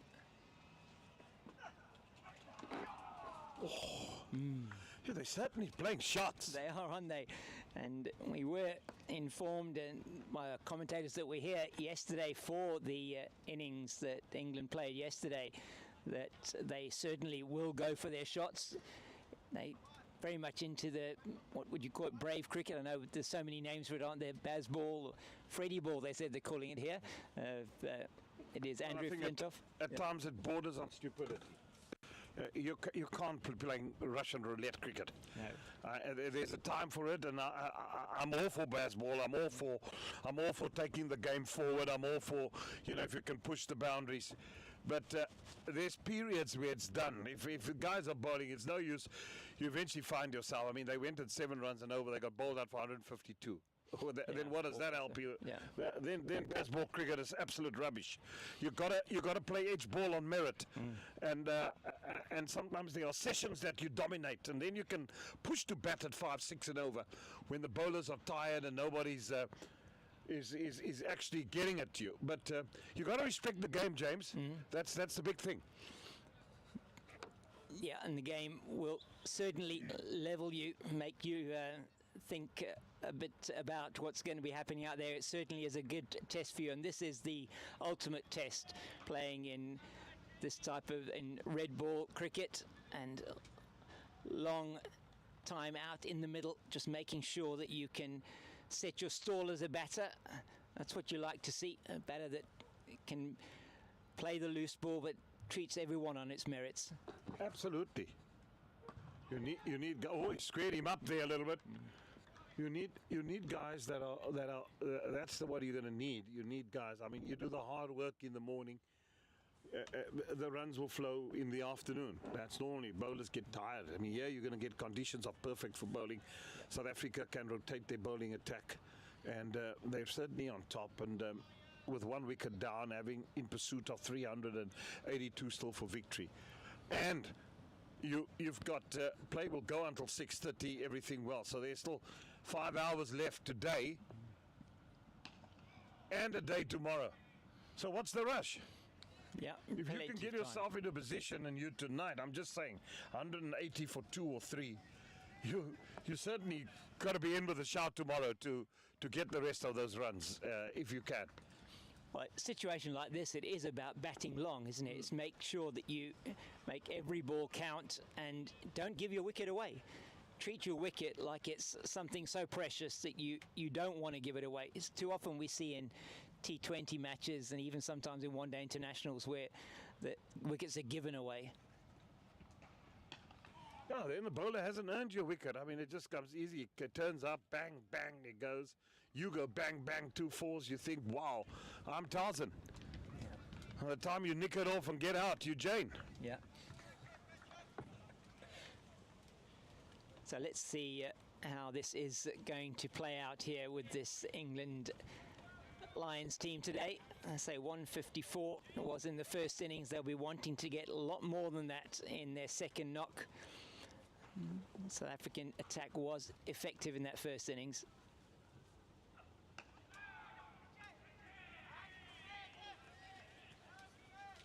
Lovely setting here, isn't it? Yes. It's beautiful trees around, ground, lovely facility.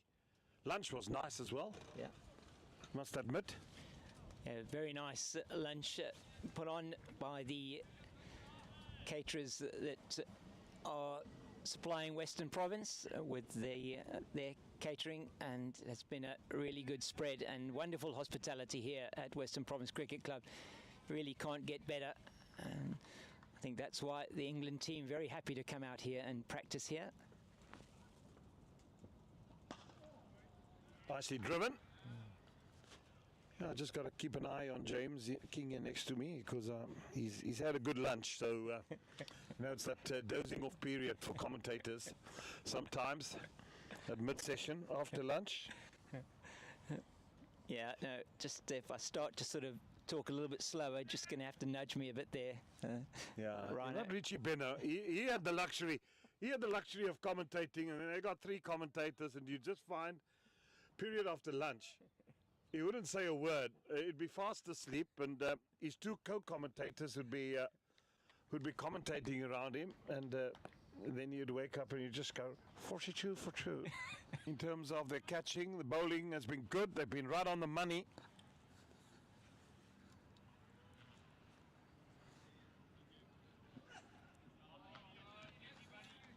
I'm sure we'll get the audio back soon. It's just audio's just gone down a bit.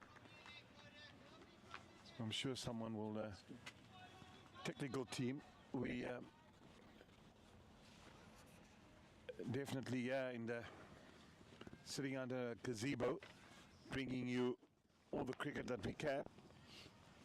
So we'll just rely now on giving you ball by ball. Yeah, 16 for 2 it is now. Nicely driven down the ground. Always good to play with a straight bat and hit it from whence it comes. Lovely shot. The youngster, 20-year-old.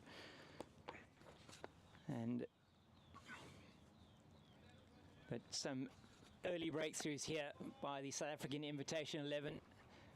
You have to say that both Cody Yusuf and Ruan de Swart have been bowling with a good amount of pace. Yusuf looking particularly dangerous.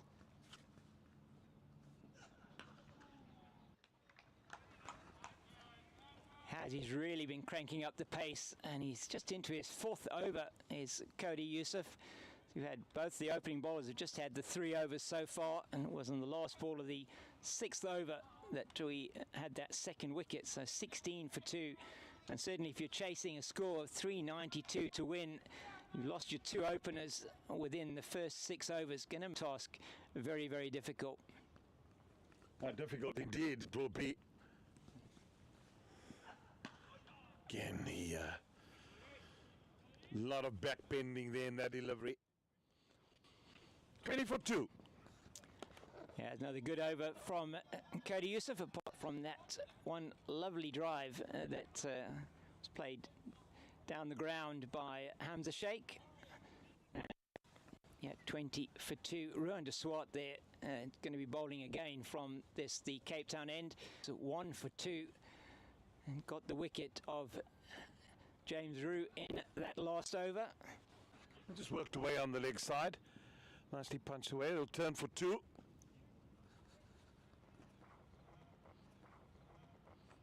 And James Coles, who plays for Sussex, and James Coles, who plays for Sussex, and also plays in the 100 for the Southern Brave, and 20 years old, made his debut in 25 first-class games, 56 innings, 4 not-outs, 1,872 runs, a top score of 180, and his first-class average 36, 4 centuries and 8 half-centuries, and a strike rate of 58.86.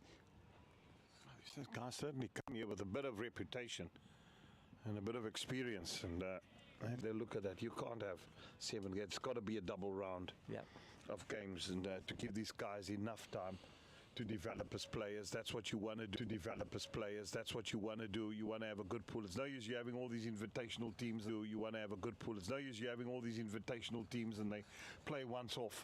And they play once off. And that's it. They got to play provincial cricket, and lots of it.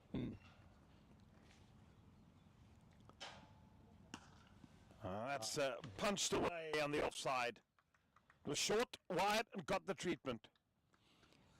Yeah, excellent shot there from James Coles. He plays it to that extra cover boundary for 4. And yeah, we need to ensure that our players are getting the chance to develop. So if you look at somebody like Coles, for example, made his debut in 2020 when he was maybe 16, 17. He's played already for a few seasons, 35 first. It's the only way you become an accomplished player, when you make sure that you get all the hard work under your thumb. And what better? And the thing is this, you play in different conditions all over the world. It makes you such a better player. You go on tours, you meet different people, you play in the subcontinent, you play South Africa, all over the world. It's good.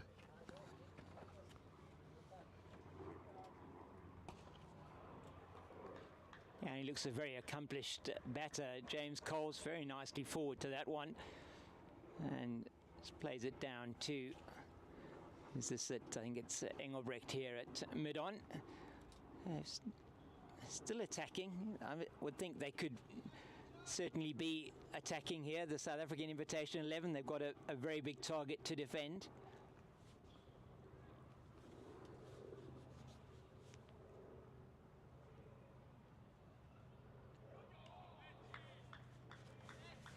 Well left. Yeah, that's the patience you got to show. If the ball's there, I mean, it's in a good area, so easy you can just stick out a lazy bat, but it was just well left. Yeah, it's a good line from Ruan de Swart. Also just getting it that little bit shorter of a length. Outside the off stump.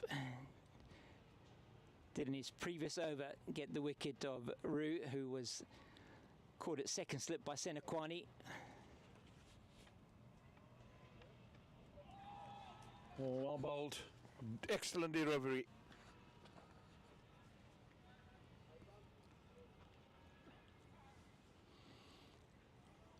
The end of that over now. So 8 overs gone. It's 28 for the loss of 2. And it's James Coles on 7, Hamza Sheikh on 6. And we've had, say 7 overs now, so 8 overs now in the innings. It's going to be Cody Youssef to continue. I've been impressed with him today, Cody Youssef. Jeremy, he's looking like he's certainly got his rhythm going. He hasn't bowled. He bowled only 5 no balls in his first over yesterday. He's certainly put that to bed. Yeah, it's good to see. That's an Achilles heel sometimes with South African bowlers. They bowl no balls, but Rabada's got it's big ones. It's short, pulled away. It was a good shot. Yeah, on that occasion, just putting it in, a bit of a half tracker, just sat up very nicely, and Hamza Sheikh makes sure that he pays full toll on that one out to the deep backward square boundary. Played that beautifully.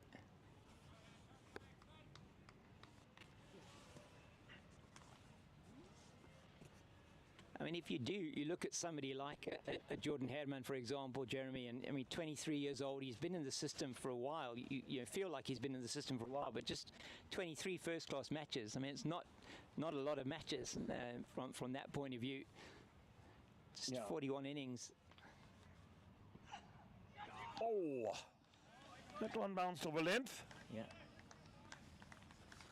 It's an absolute beauty, and he had to play at it. Sheikh could so easily have got the edge, and goes through to keeper Kaishile. Took a brilliant catch earlier on today to see the back of Freddie McCann in the first over of the innings. The bowler was Yusuf. It was ball down the leg side, and he seemed to be the full open blade of the bat onto it. But Kaishile diving off to his right, pulled off a blinder. Yeah, it was a blinder. It was an incredible catch. Oh, that was close. Wow. Yeah, reaction on field says it all. The bowler coming through on his follow through, Yusuf picking up and throwing in as quickly as possible, and James Coles would have been gone if that had been a direct hit. So risky single into the offside, and lucky to get away with that. Great athleticism shown there from Cody Yusuf. Got to the ball quickly, released it quickly as well. Looked like maybe Coles was a little bit on his heels for that quick run into the offside. Saw a similar run out in the ladies' game yesterday.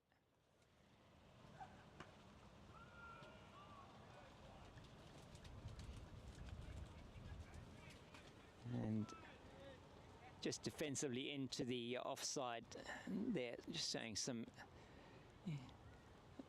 better technique there from Coles, and no chance of a run on that occasion. I think they were a little bit lucky to get away with that one earlier on in the over, and last thing they can afford now is to have any run outs.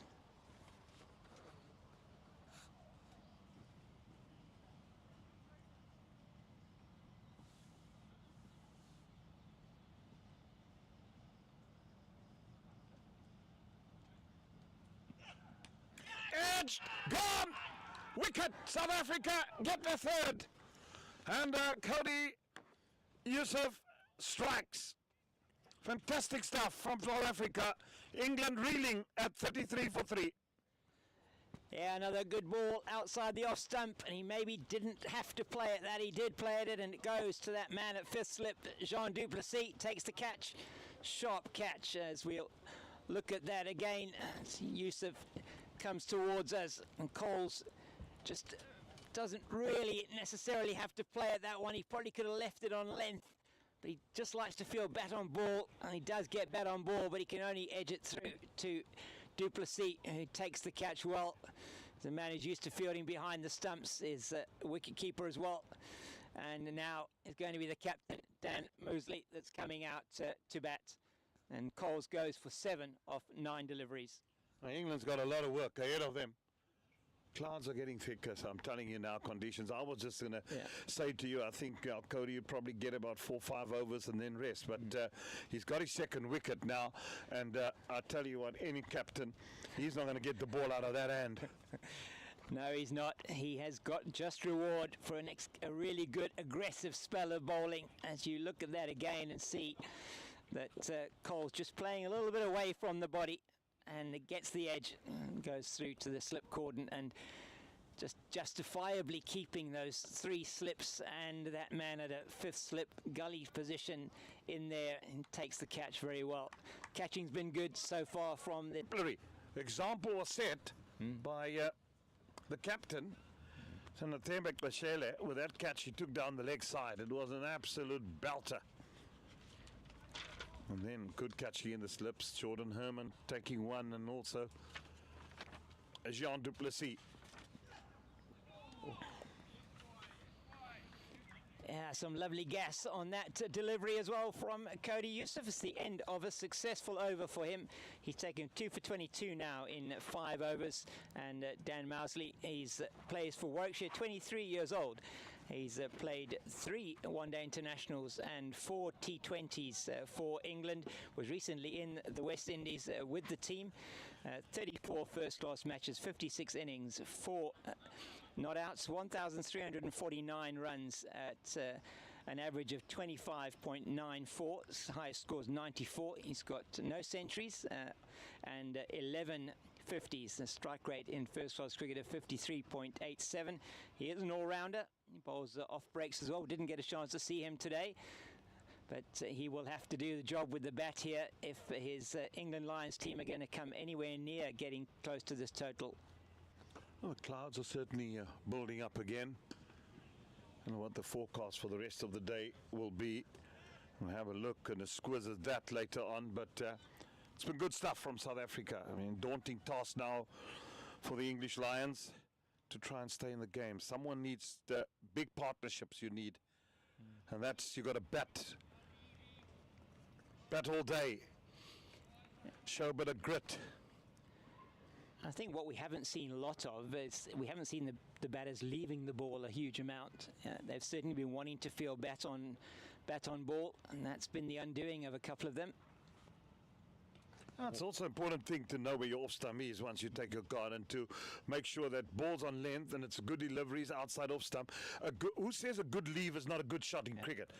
Absolutely. I mean, it's not T20 cricket. This is 4-day cricket, so you've got to show the patience and occupation of the crease. And at times, to me, that lacks even in Test cricket. Yes. From batsmen not having the patience to actually build an innings and play for long periods. And you need to know, as you say, where your off stump is and how short that ball might be. Yeah, and if you're patient enough, the bad ball's going to come. Yeah. You're going to get bad deliveries. I mean, that's just the nature of the game of cricket. That you're going to get a bad delivery that you can dispatch for 4. But it's the patience, the timing, the mental toughness. That and yeah, you know, when players are young, the exuberance of youth will always be there, and one doesn't want to stem that. You want guys to be positive, and you want players to be positive in their approach to the game.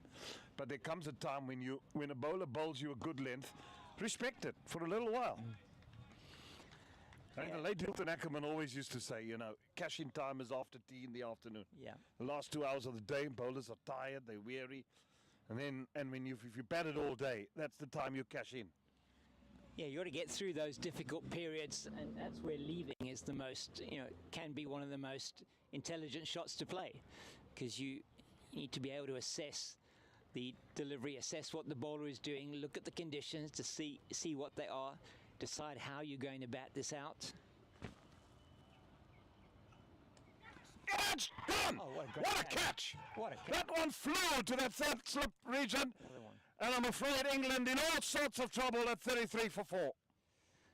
And this time it's Hamza Sheikh. He has to play at that one. It looked like outside the off stump, and it goes to Jean du Plessis once again at that fourth slip or fifth slip position. What a great catch that was. Just flinging both hands above his head and taking it beautifully. And was really, again, good bowling from these South African Invitation 11, and they just perhaps maybe he doesn't have to play at that. He's playing though with a straightish bat, but he's away from the body, gets the edge, and it's brilliantly taken. A second catch for du Plessis, and they're in all sorts of trouble now. Yeah, it's just poor cricket. I mean, that's a lazy shot. Yeah. Should have left it. The South Africans are cashing in.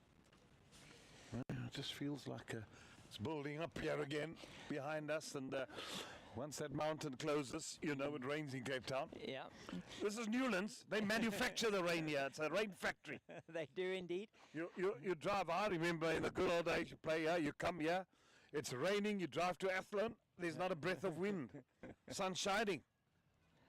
And Athlone's what, 10 minutes away from here? That's right.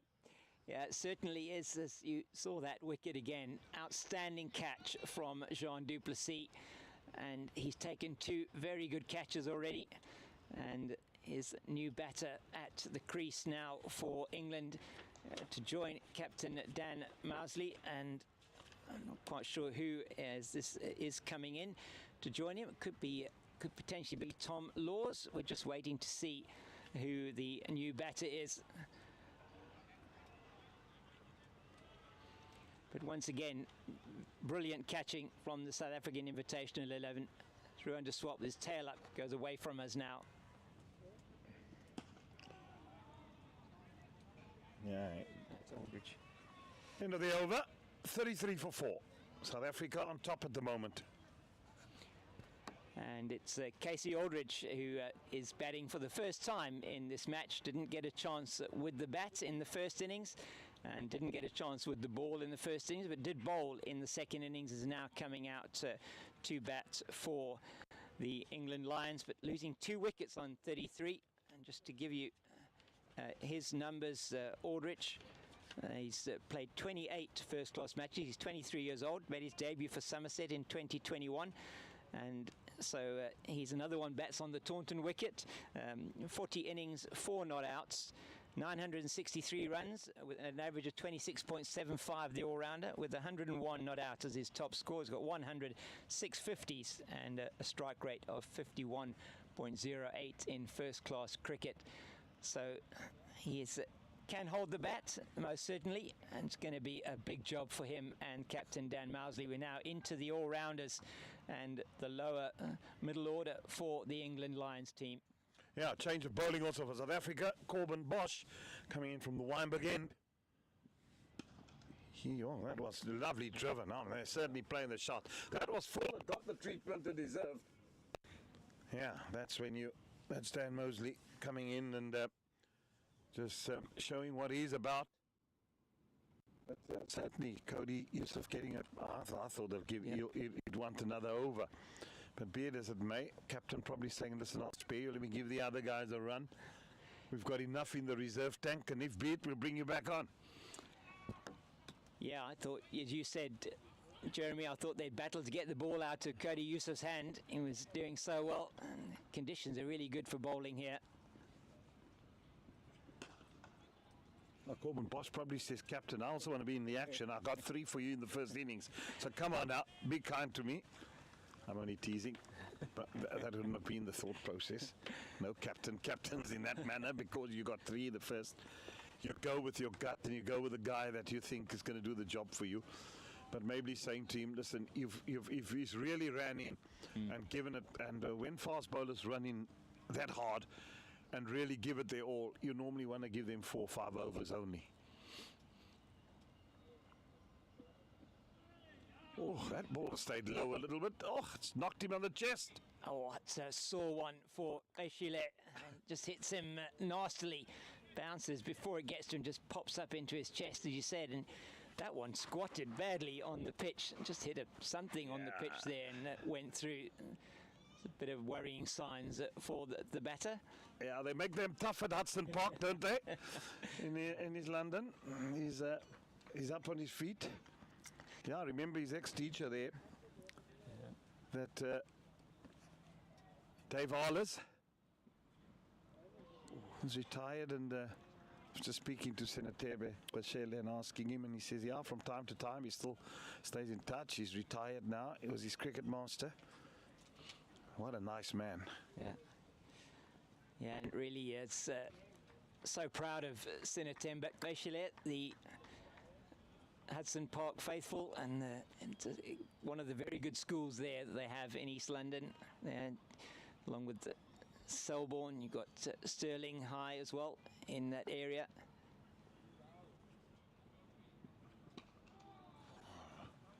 Bit of bottom hand coming through strongly. And Stirling High being the alma mater of the current South African ladies wicketkeeper, Sinalo Jafta, who went to Stirling in East London, and some of some cricketing greats that also come from that region. Somebody that you were talking about earlier on today, Makai Ntini, went to Dale College in what is now called Conte, which was King Williamstown. Mark Boucher. Yeah. Selborne. Yeah. He was already playing in the 90s when I was there in East London, was already playing for the Old Selbornians Club, playing there when he was still at school, playing First League or Premier League cricket in East London before he got the call up. He played South Africa under 19 and then got the call up very young to play for South Africa. Made his debut against Pakistan, replacing David Richardson, who was injured. Yeah.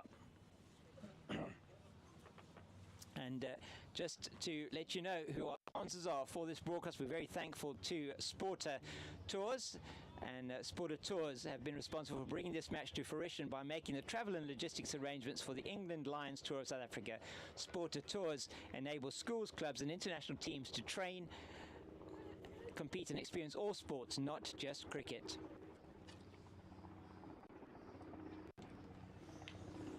And just down the leg side, and Aldrich tries to flick that one, and down the leg side makes some.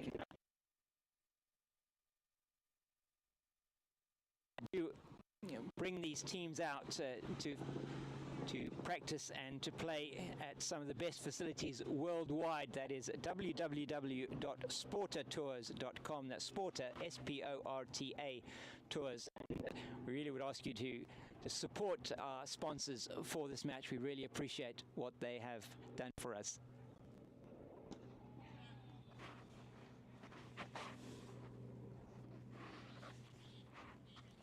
So, Jeremy, it's coming up to about an hour after the start of play, after the luncheon interval, and it's been all South African Invitational 11. 37 for 4. We saw 6 wickets fall in the first session this morning, early before lunch, also in about an hour, that the South African team, from their overnight score of 193 for 4, were bowled out for 256.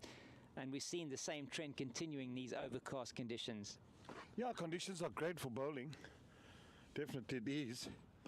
And some batsmen just not spending enough time at the crease, and we've got the great fast bowler here behind me. Oh, wasn't it a glory to watch him bowl in full flight? Dale Steyn. Yeah, lovely to have you here. I think we need to give him the mic there for 5 minutes and have a seat. They're lovely. Oh, well, 434 test wickets, South Africa's premier bowler. Dale, good to have you. You're enjoying the coaching role these days? Hello, Rhino. Yeah, it's a lot of fun. Although I must say we, and I'm referring to England, we're getting taught a bit of a lesson here in the home conditions for the South Africans. It's a lot of fun, though. Yeah, but it's a lot of young players in this English team. I mean, 3 years, 4 years from now, I mean, it's a learning curve, and it's good sometimes to just come on a tour to learn as much as possible. Gee whiz, and to have greats like you in their ranks and helping with the coaching, and legends like Andrew Flintoff.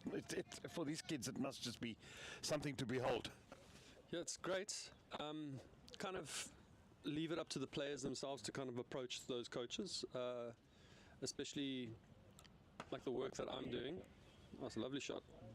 Some good fielding there, but yeah, you don't force anything. You kind of sit back and you wait for them to come to you, and then you talk about the game. And a lot of these young guys, I think some of the youngest players that are here are 16 years old, and they've never used a kookaburra before in their lives, or even left England. So, to come here at 16, 17, you start to learn how to use this ball. You start to learn how to bowl in these conditions, obviously with a little bit of extra bounce here. It's really going to serve them well going forward in their future careers, and also then rubbing shoulders with the best in the world, whether it be Neil McKenzie or Andrew Flintoff or Graham Swan, whoever it is. It's a fantastic opportunity. Yeah, no, definitely. You make a good point there. The other thing that I've noticed that maybe more games on tour? Yeah, I think they could have done with a couple more games. I mean, even like this game, they're probably chasing the game a little bit in terms of England. They've just come out of a very wet and cold summer, or winter back in the UK. It's snowing there. Whereas our boys, the South Africans, some of them they finished a 4-day game the day before this game started, jumped on a plane, flew here, woke up the next day and put the whites on. So you can tell who's cricket hardened and who's a little cricket rusty in terms of game time. But nevertheless, they're going to get a couple days in these conditions. Tomorrow, if the game finishes early, they'll still have the pitch here to have one or two more bowls or throws, and they'll just utilize every minute and every opportunity they've got whilst they're here. So there's no trip to Table Mountain tomorrow for them? I mean, we'll see what happens. I know that they practice hard. I got to give it to them, Rhino. These guys train very hard. In my day, we would rock up, do our training, and then try to get to Clifton Beach as fast as possible. Yeah, I know that. Or on the golf course. Or on the golf course. They do enjoy their golf, but they've enjoyed being down here. They really are soaking up the sun and what Cape Town has to offer in terms of weather. Yeah. Who stands out to you as youngsters that you've seen and you think, look, this guy can go the whole hog and to play for their country? There's a lot of serious talent. I think some of their batters are incredible. I love the mindset of their batters. The language that the guys are speaking in the dressing room is completely different to the language that I'm familiar with teams in my past. You know, I was listening to guys like Callis and Smith and Amla and these guys, and how they would bat long and hard, and the mindset is aggressive and fast. If it's there, they take you on, they take the bowlers on. If the ball's in the area, they hit it, and I really do enjoy that. But if you're talking names, you have to look at a youngster, Andrew Flintoff's son, Rocky. I think he's only 16. He's been roped in here to work with these guys. He had an innings in the first innings, didn't survive very long, but what I was watching him in practice and everything, he hits the ball far, he can bowl, and to top it all off, he's just a wonderful kid too. So he's got the full package for somebody who can go the long distance. Chip of the old block, isn't it? Father's a fantastic guy too, and a great cricketer he was as well. Yeah, fantastic character too. Yeah. You know, I think one of the things that some of these guys are learning whilst they're here is the theatrical side of cricket, you know. There's one thing about the skills and the conditions and everything, but then there's the game within the game. And gone! Wicket number 5. Corbin Bosch strikes. And now England are really in all sorts of trouble. Wow, he just played a bit too early and got the leading edge there. And drinks. Yeah, I just wanna, before we go away from here and just have a look at that again, Dale, you can describe it to us. yeah, this one probably just held up in the wicket a little bit. You know, these club wickets, it often happens, and who knows, maybe even Corbin holding the ball across the seam as the ball starts to get a bit older, and it's only 12 overs old, but you can sometimes hold the three-quarter seam or even cross the seam. I was listening to the bowlers talk, and if you get it there, some of them skid through and others hold up, and that's what exactly happened there. Boshi just didn't want to hold up a little bit, and Dan Mousley just pushing at it, and probably a little bit too early on the shot, and going on to mid-on. Not every wicket needs to be caught second or first slip or bowled. Yeah. They all count. Yeah, I just want to ask you, I mean, let's get back to South Africa. You played for South Africa. This is obviously your country of birth. You assisting as coaching with this England boys at the moment. But your thoughts on the test over the weekend, South Africa coming back winning and a chance to play in the championship final if they do well against Pakistan. Are you happy what you've seen thus far from the test team? Very happy. Extremely happy, yeah. To be honest with you, our test team is starting to look really, really good right now. I think our batters have come back for us. You know, we lost some incredibly good batters in the past. If you think about your Amlas and your De Villierses, and then as it drifted on to your Faf du Plessis, your more senior guys that have been there, done that for a long period of time, Dean Elgar. But now you're starting to see Temba. You know, he's been around for a while, and now he's becoming those players. So we'll talk about him in the next few, like 10 years as a serious senior player, the same way we speak about a Callis and a De Villiers. But we're starting to see that in guys like Stubbs. Tony de Zorzi's there. Bedingham went on a tour. He got 100. And I'm liking what I'm seeing with the bat. You know, we're finally able to put runs on the board, because South Africa's always had good bowlers. We've always had some great quicks that can run out there and take 20 wickets. But we've also been able to build a good bowling lineup. So you've got KG, who's over 300 poles. Marco's bowling well. Keshav, who's been a phenomenal spinner, not just South Africa's best spinner, but one of the world's best spinners for a while. So we're starting to build a formidable test team. So yeah, it's no surprises to me that we are right up there at the top of that table and pushing for that test final.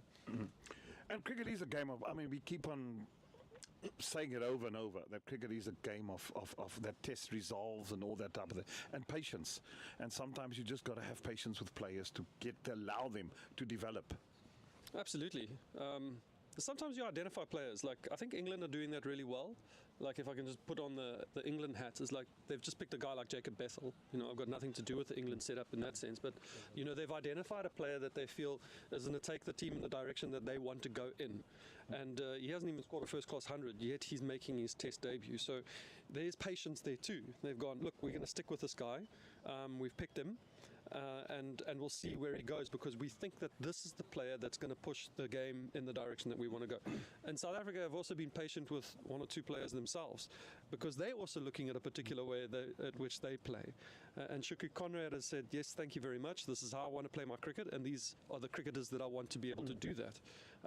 The players have then said, thank you very much. We buy into that because that suits our style, and therefore we're starting to get a little bit more results, which has been phenomenal to see.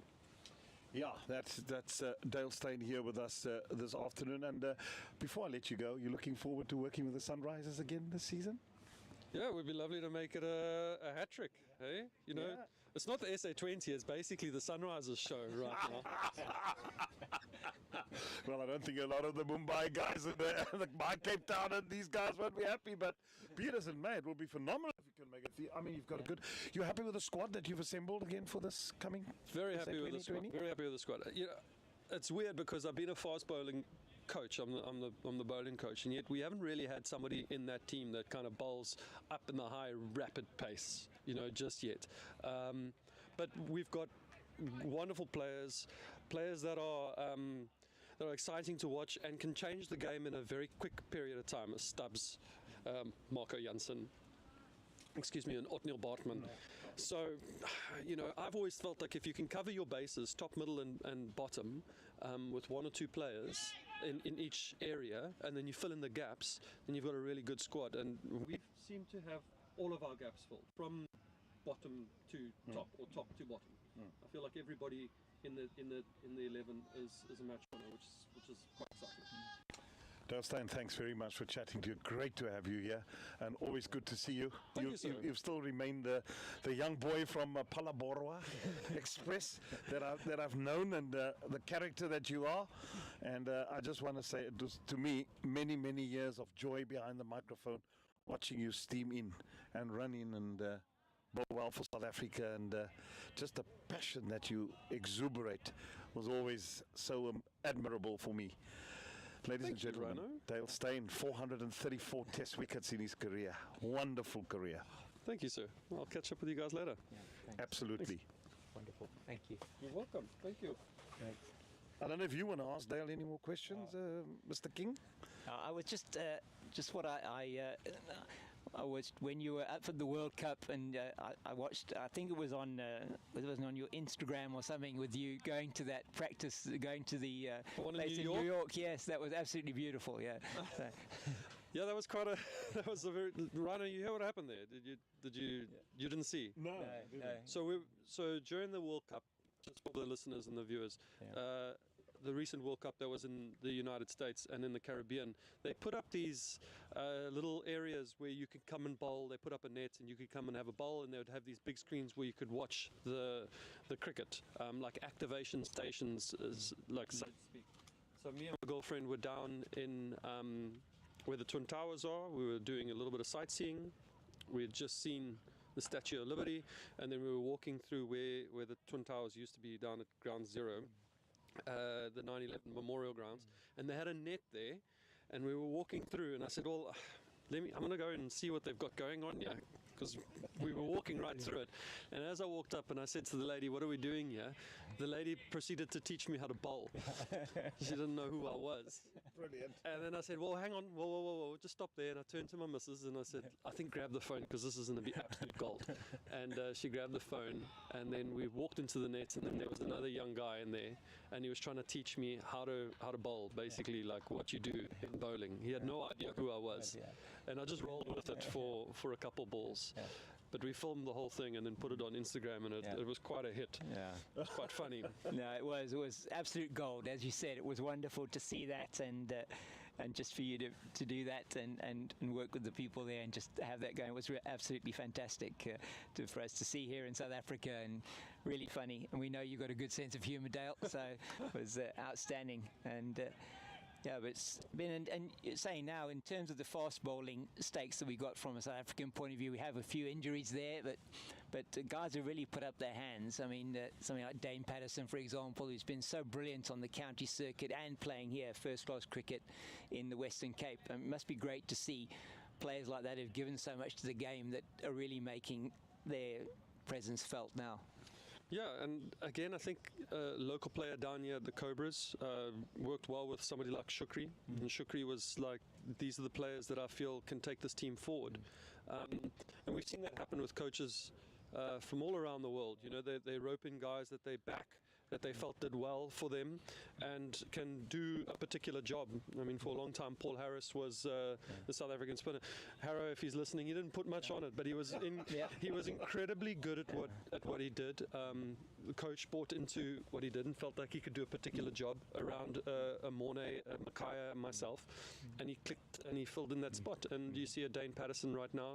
There probably is the idea of playing somebody like a Quinn Mapaka, who's got incredible pace to go with Marco and go with KG, but Shukri is stuck with his guts and who he feels works for him.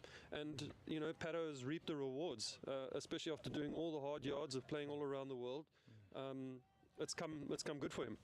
Yeah, it's been really great to see. And I mean, you did mention it earlier around the fact that, I mean, Shukri's put the squad together. He's got a huge amount of faith in the guys that he put together, and you just have that sense that the dressing room is really happy at the moment. I think a happy dressing room is what gets you going, you know, really. And yeah, I mean, all the guys seem to be in a little bit of form. That also helps. Everyone's comfortable. Everyone kind of knows what their roles are. They don't break out of those boxes. And now we're starting to see some results, which is fantastic. Well, thank you so much, Dale, for spending some time with us. Yeah, and we really appreciate it. Good to chat with you. Thank you. You're very welcome. I'll see you guys a little later. I'm going to do a lap. Okay, good. The lap of honour. Yeah. There he goes. Dale Steyn, thanks very much. Always great to speak to South Africa's greats in cricket. Yeah, lovely. Just the pearls of wisdom that they can impart to the young players. Oh, that's nicely played. Just clipped it on the onside, and that will go away for 4. No, it won't. Just holding up a little bit. Yeah, it's very nice from the youngster Farhan Ahmed. He's one of the two 16-year-olds that Dale Steyn was referring to in this squad, the young off-break bowler, brother of England leg spinner Rayan Ahmed. So really good to see him in at bat. He's also has played a couple of first-class matches already, young Farhan Ahmed.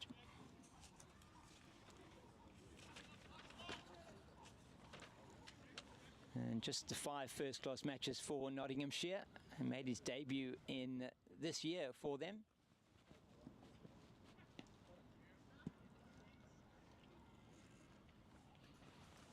And did see from this end, while Dale was talking to us about change of bowling there, and the youngster Tobile Hlatuka from the border, who has been selected for this team.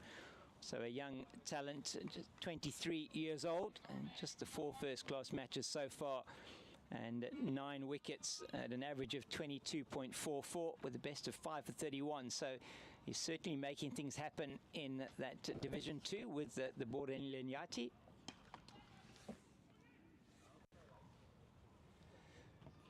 As they just nicely rode the bounce there from Corbin Bosch and played it out into the offside.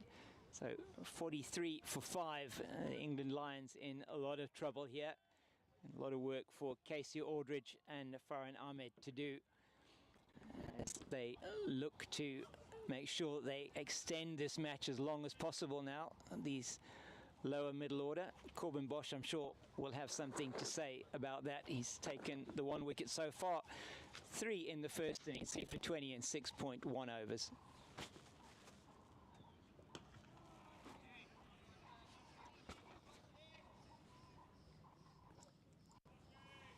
And Hlatuka it was that took the catch at mid-on to get rid of the captain, Dan Mousley. Just as Dale said, probably just stopping a little bit on the left-hander and just played it in the air. A bit of a soft dismissal for him, just probably a little bit early on the shot. And that was 39 for the loss of 5. As Still very overcast conditions here. Nice for the players.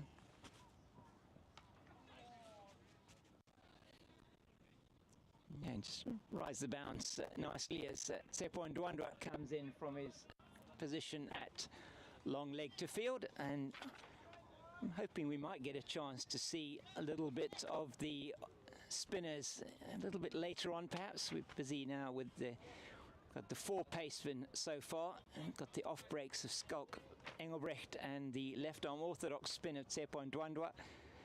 He's been in good form this season as well for the Titans. Ndwandwe, experienced player, 29 years old, with 46 first-class matches, 129 wickets for him, and certainly we'll look forward to seeing him maybe bowl a little bit later on. It's going to be Hlatuka to continue from the Cape Town end of the ground.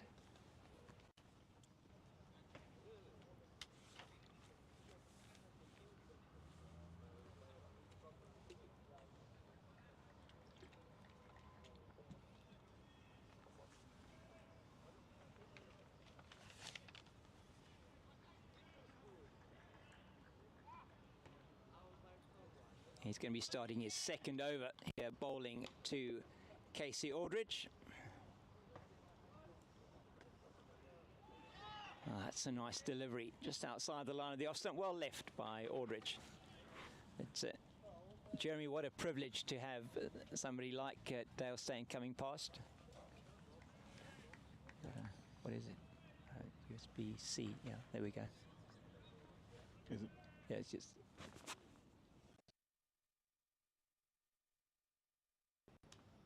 No, it's not the right one. Yeah. Not the right, yeah.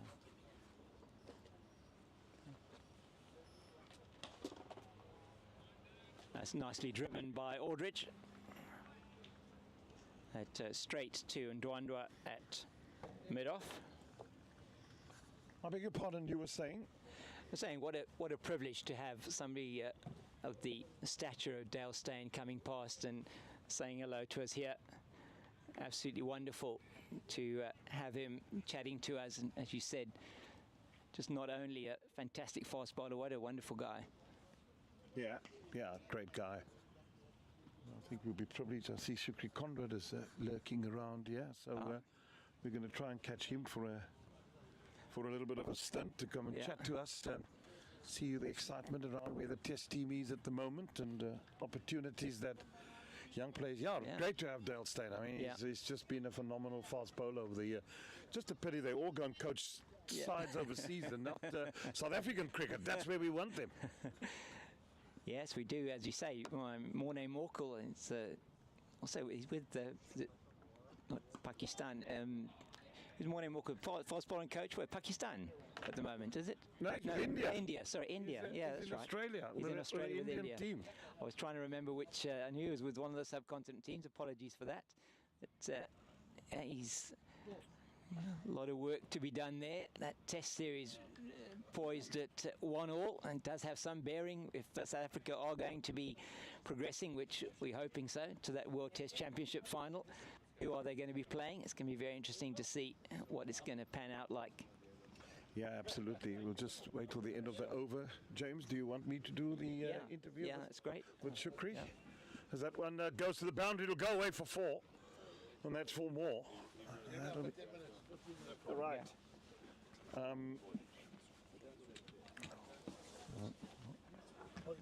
we go. That was nicely cut away for 4. Well, in his busy schedule, he's come and chat to the Rhino. Yeah, it's been a while. Shukri Conrad, South African coach. I mean, you and I at the moment, and it's wonderful to see how the team's progressed and watching this invitational side as well.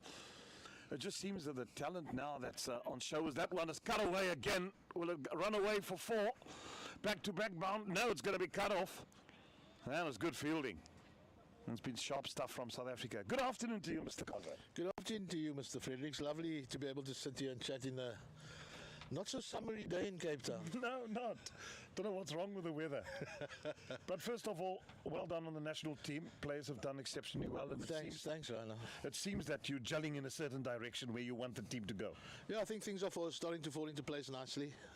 Look, the players, they deserve all the credit. And yeah, I think we're in an exciting. That's a good shot. That a little bit over pitch, but yeah, I think we're in an exciting phase. Things are starting to fall into place. Batters are getting hundreds, bowlers are getting fifers, and that often rubs off as I think the 14th over comes to an end. No, one ball. No, it is the end of the over.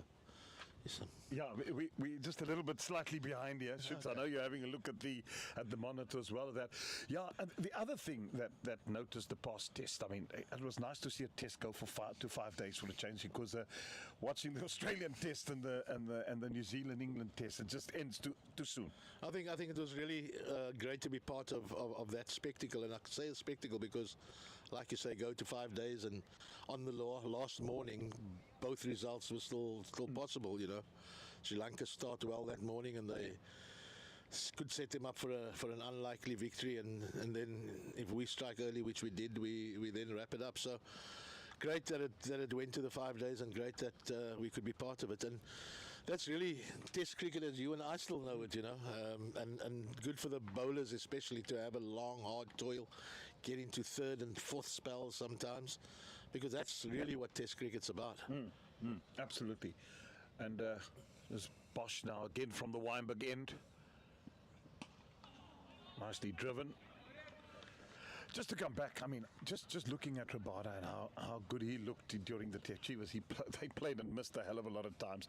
But, I mean, it was Patter. I mean, we're going to get to Patter in a minute. But just the way Rabada is relishing Test cricket again at 29, it's just so good to see, because you can see that when he gets a wicket, it just means so much to him. Yeah, Cage is probably in the best physical condition in his life. You know, he's training as hard as I've ever seen him train, and he's obviously compartmentalized things really well. He knows that playing Test cricket is of massive importance to him and all of the players, but he also knows how to go about structuring things. With so much T20 cricket, he had a nice little break in the India series to freshen up, and then obviously he'll be playing in the ODIs against Pakistan, because really a dress rehearsal for the Champions Trophy. So, yeah, he's just an exceptional performer, leads that attack, and he had a quietish series against Sri Lanka. Still bowled exceptionally well, as that's beautifully driven down the ground, and should go for 4. Well fielded. So yeah, KG's like single-handedly leading that attack, but then guys have been chipping in brilliantly. It's great to see Marco come back from his break and do as well as he has, and unfortunately Gerald through injury. And then the Great Dane at PE, and then the Great Dane. Yeah, and obviously the experience of Keshav is critical as well. You know, when you've got two bankers like KG and Keshav bowls a hell of a lot of overs, and he's gone a couple of series now back to back where he's picked up fifers, and it's great for a spinner on the last day to bowl the team to victory. Yeah. Again, like we know Test cricket to be, and the role of the spinner then. Does it concern you a little bit? I mean, if you're fast bowlers, I mean, you've guys have put up their hand, no one's, and you don't want players to be injured, because you'd still love to have you. We also understand that Andre Nokia is also is injured now. He won't be taking part in the one days. Gerald Kutsia, who's rapid. One of the days the young Parker would be there, or otherwise I think both of us must come out of retirement. You with your 2 knee replacement, and me with my hip. No, look, it's been tough because our fast bowlers, we've almost, I mean, our fast bowling stocks have been decimated. You know, you've got our bowling attack out. You've got Lungi out with injury. You've got Gerald out with injury. You've got Andre Berger out with a stress fracture. You had Vian Mulder with a broken finger. And also someone like Lazard Williams would have come into the equation as a possible replacement. He's out with injury as well. and Anna as well, So yeah, it's great that we've been able to still conjure up victories whilst we lost or having without the services of a lot of those top bowlers. Yeah. Just looking ahead, and okay, we're top of the log of the championship. I know you're taking series for series. You don't want to get ahead of yourself because anything in this game of cricket, this game has taught us over the years, so we're not going to get. But it does, in all likelihood, nicely played. Again, I'll turn for a second, get it comfortably. But in all likelihood, success against Pakistan means that we would get to the championships final, and this is not an easy Pakistan team that we're going to play in 2 test matches starting on Boxing Day. Yeah, look, it's so exciting, and this is what I said to the guys after the Bangladesh tour. We knew what we needed to do up until then, and we've been ticking those boxes nicely. But we knew that as things go on, and if results go our way, which they have, thankfully, that the excitement would build, that the pressure would mount. But I think we just thrilled that we're in a position that we are. And as you mentioned, Pakistan are always a formidable force. Yes, they have a lot of the issues off the field, but often that galvanizes teams as well, But we're just excited that we're in the position that we are. We're looking forward to a great test summer, which started off really well for us against Sri Lanka. And it's great that test cricket is on the lips of people in the country again, and because at the end of the day, it's still the purest form of the game, and it still benefits the other formats as well.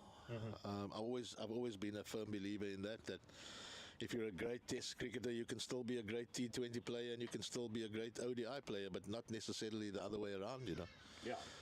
Well, and we can see it now, the team, and I'm so glad we sing from the same hymn sheet, because that's exactly, I believe you can only be a good T20 once you've got the basics and the base, because there is a base from which you got to play, which you and I well know for many, many years. But what is the thing? I mean, the team has gelled well. I had the privilege doing 4-day cricket and speaking to 1 or 2 players. Matthew Bretsky came, hello, Mr. Freddy, because obviously managed them with the A team. And they he just looked excited, and I said to him, congratulations, well done on your selection. And he said you're really creating such a great vibe within the change room as well, because it's not all just about what goes on here in the middle. There's got to be a vibe, and how do you see your role moving forward, and where do you want to see South African cricket in the next 3 to 4 years in terms of all structures? Look, I think what happened a few days ago was brilliant. Us winning a test match on day 5 and then putting out a completely different team the next day in a T20 match and still winning. And I think ultimately that's where cricket's going. I think at some stage you're going to have 2 South African teams playing on different continents, and that's, for me, is the long-term goal, to still be able to put out strong test teams as well as strong limited over teams, and be successful. I think the talent's always been there. No one can ever tell me that we're short of talent in this country. And I think what's gone nicely for us is that we just get on with things. They're a youngish, inexperienced bunch of players, big appeal, but I think that's got an inside edge. An inexperienced bunch, but so excited to play for South Africa.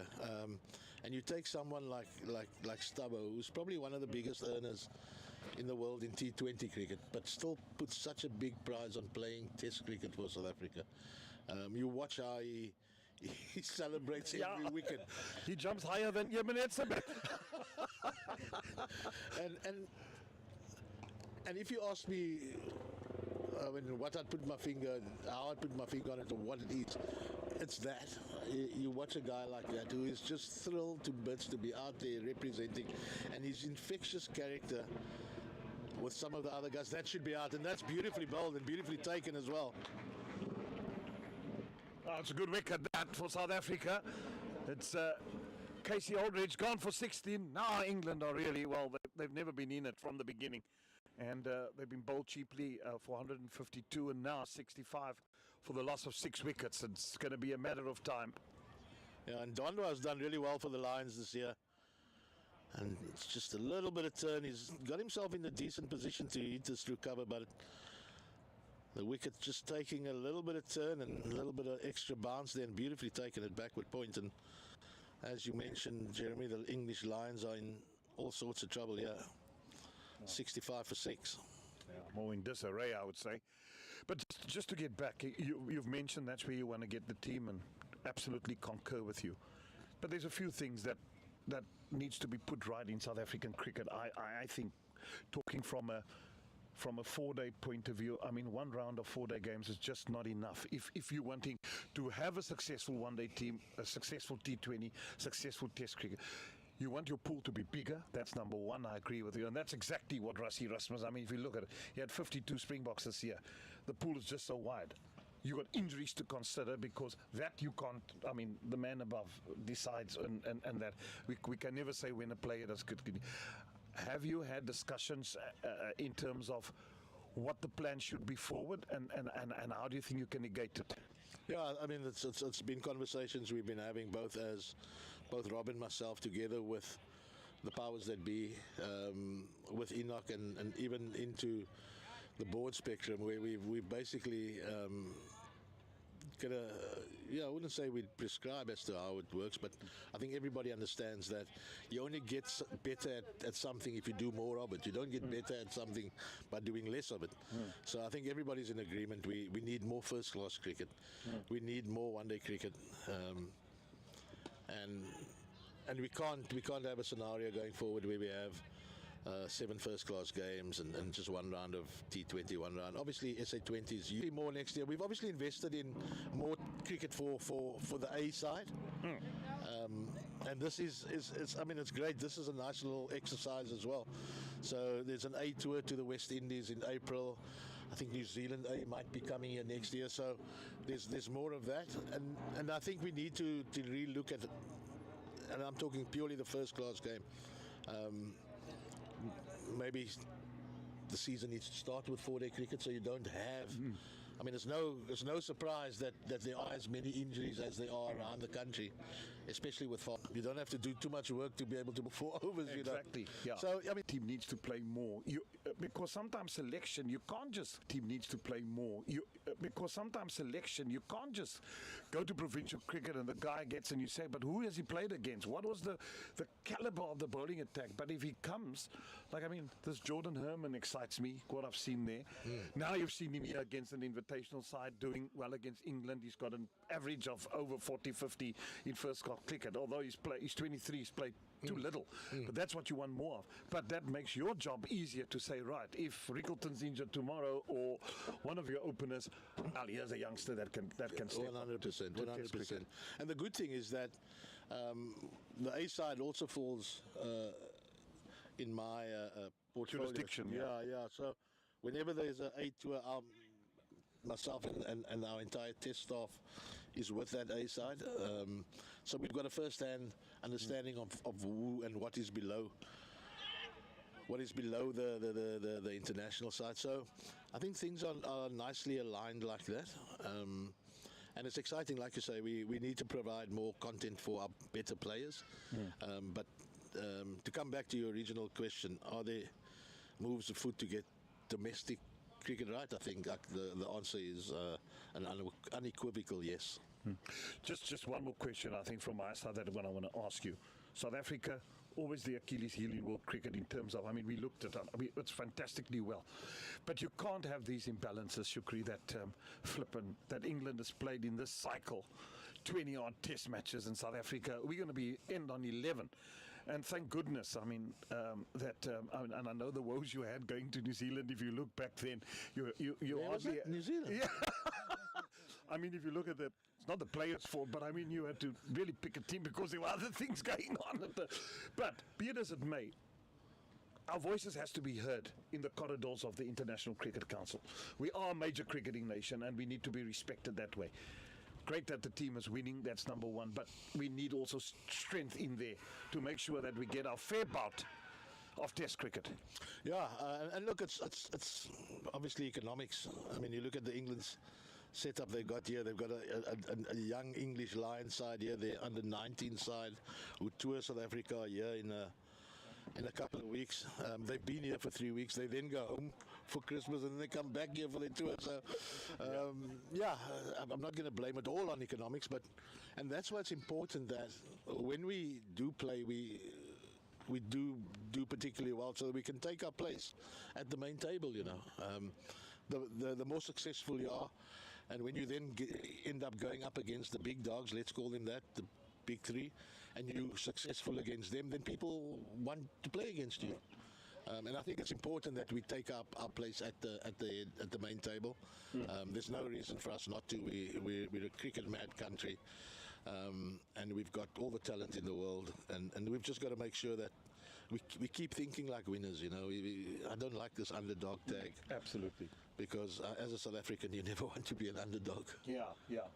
And the thing is, it brings more sponsors to the table. And the more money there is, the more players we can develop. And the more successful you are, the more people want to be a part of it. I mean, the rugby, I'm not going to compare rugby and cricket because it's like poles apart. But the more successful you are, the more people want to watch, the more people want to be a part of it. And that's our duty as the national teams, to ensure that we're successful and then obviously accessible to everybody in the country, and hopefully some of our young bucks that are making their way through the school and club structures can still see there's a line of sight for them that one day could play for the Proteas in whatever format it is. Shuks, thank you so much for making time in your busy schedule to having a chat. It's busy.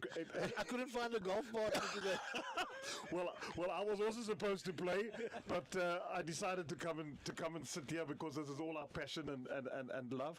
But I know I owe you a golf game. You do that. I definitely do. But I tell you what. Once we've won against Pakistan. Steady on now, Jeremy. Let's the table that's made of wood. I'm not going to touch my or your head. But I just know what I'm going to promise here, that the round of golf will be on me if South Africa is successful against Pakistan. You say if, not when. On that note, thanks, Jeremy. Thanks for having me. Great chatting.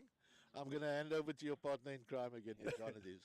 Well, thank you, Shukri Conrad. Always a great pleasure to speak to him, a man who's definitely done the hard yards, and thanks so much for that chat. South Africa national coach, and always making time. That's the big thing, when you make time for the media, and that's what you want to create. So thanks for that and giving us insight into the national team. Well, we all keep our fingers crossed that South Africa will be successful, James, I believe, against Pakistan, and get that Champions Trophy in June in England. Who knows? I mean, Pitch Vision might pay for us as a trip to get to Lords in June. You never know, but that is one thing that if we are going to be there at Lords in June, then I certainly would want to be there. No question about that. Yeah, absolutely. That's where we want to go. As the youngster Hlobile Klatuka continues, and he's bowling from the Weinberg end here, and full toss to start off with it. He replaces Corbin Bosch. He just bowled a couple of overs from this end, and he's now bowling his third over. He just changed ends now with Seppo and Dwandwa coming in, and that's a full toss and well dealt with by the young Farhan Ahmed. He's just 16 years old, Farhan Ahmed, and he's been batting well out there. Partnership of 26 with Casey Aldridge, the highest of the innings, but they're still in desperate trouble here, England Lions. But what a privilege, as you say, Rhino, to have Shukri here chatting to us, and always great that he makes the time to talk to the media and talk to us about the plans that they have, and really good to hear that discussion with him about first-class cricket and where do we take the game in South Africa, and just what his feeling is as well, which I know is very much your feeling, and certainly from my point of view as well. We should be playing a lot more four-day cricket. Well, it's only going to strengthen our country and strengthen our cricket. That's what we want. And when we talk of windows of opportunity, and I mean, with all we've been through in terms of unity since 1992, with transformation and all that type of thing, you can really see that certain of players are starting to come through. They're starting to, but they need time and they need to play. They're only going to get better by playing. There's no quick fix in this game of cricket. Patience, perseverance. Yeah, that's exactly what it is. Yeah. You've got to do the hard yards, and and repetition, my friend. It's got to be over and over. You've got to bowl. You get, as Shukri said, the injuries maybe. Yes. Beginning of the season. I'm awful. 4-day cricket. Yeah, I Your agree. body gets hardened as a bowler to actually go through the gruesome. Then the one-dayers and the T20 becomes easier after that. But you've got to play, I think, start the season off in September. So you go September, October, November, December, and you play. Even if it goes through to you find time and you have a break when there's international cricket. You have a break to play, but let the 4-day kind of goes in breaks. But they must play 14 games, and you go through to. April of the next year. Yeah, I mean, that's very much how they do that in the UK. They start off with county cricket in the April, end off with county cricket in the end of September. It's a long season. We have an equally long season here. I mean, you could even play the games up in the Highveld. You could play those in August even if you wanted to. I mean, it does make it a very long season, but the conditions are good enough there. Yeah, well, play cricket in Durban in June and July because come this time of the year, you can't get a cricket game in Durban because it rains all the time. Yeah, exactly. So, that's what South African cricket's got to invest and make sure that that could also happen, and then you have a break. Certain teams play, and you can play in the Highveld. Yeah, and that gives them the opportunity, gives the teams here. I mean, you can make sure that the coastal games are happening at the right time of the year. I mean, it's normally dry here, and we have a couple of days of rain, but it's normally dry here for the summer season. That's it. Well, and even in the Northern Cape, take the games to Uppington. Yeah. Why not play 4-day cricket in rural towns as well? You go to Uppington, you play in George, Western Province. I mean, because Newlands is not ready, they can go up country, and that's how you sell the game of cricket to the nation of South Africa. Yeah. So it doesn't have to be at a packed Newlands because you're not going to get people at 4-day. But I tell you what, you go to a little town like Uppington, you're going to get 5,000, 6,000 people coming to watch a little game. It's going to take a little bit of effort to get there maybe, but that's how you sell the game of cricket. Yeah, we want to take cricket back to the nation, let the nation see what this is all about, and certainly the work that Shukri Conrad and Rob Walter and Enoch Nkwe and the team at Cricket South Africa are doing is outstanding at the moment to just really get everybody, get the nation behind the cricketers again. Yeah. Why can't Western Province play a 4-day game at this very ground? Yeah. Such a lovely setting. You're hardly getting Mrs. Miles and a dog at Newlands. That's right. But you'll get people around. People will come and support the club, its members. Bring your little deck chairs and your skottel braai. Create that country atmosphere. Yeah. I mean, it's just a little bit of marketing, a little bit of common sense, and you sell the game.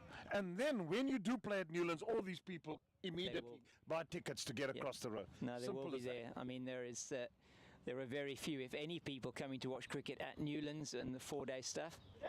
Oh, that's gone. That's going to be cut off. It's gone for 4.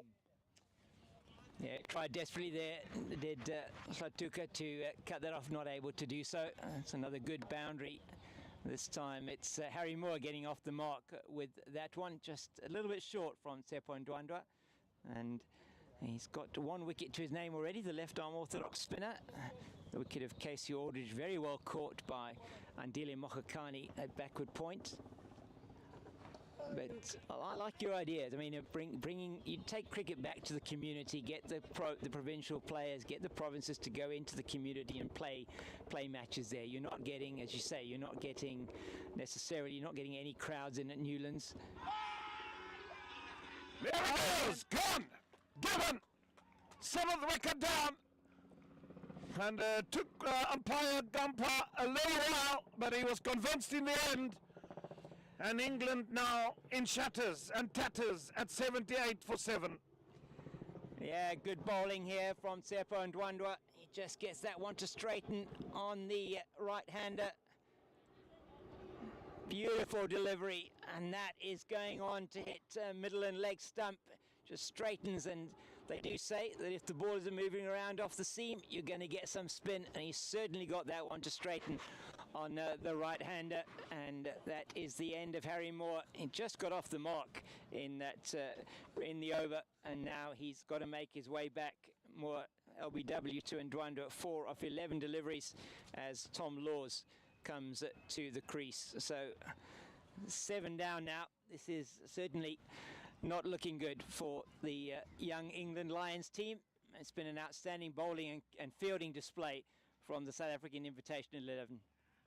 Yeah, it has been. They've been brilliant in the field. They've been brilliant with ball in hand. They've really stuck to the toss. They've batted well as well. And it's really good to see. Well, and wonderful how South Africa has gone about their work here today.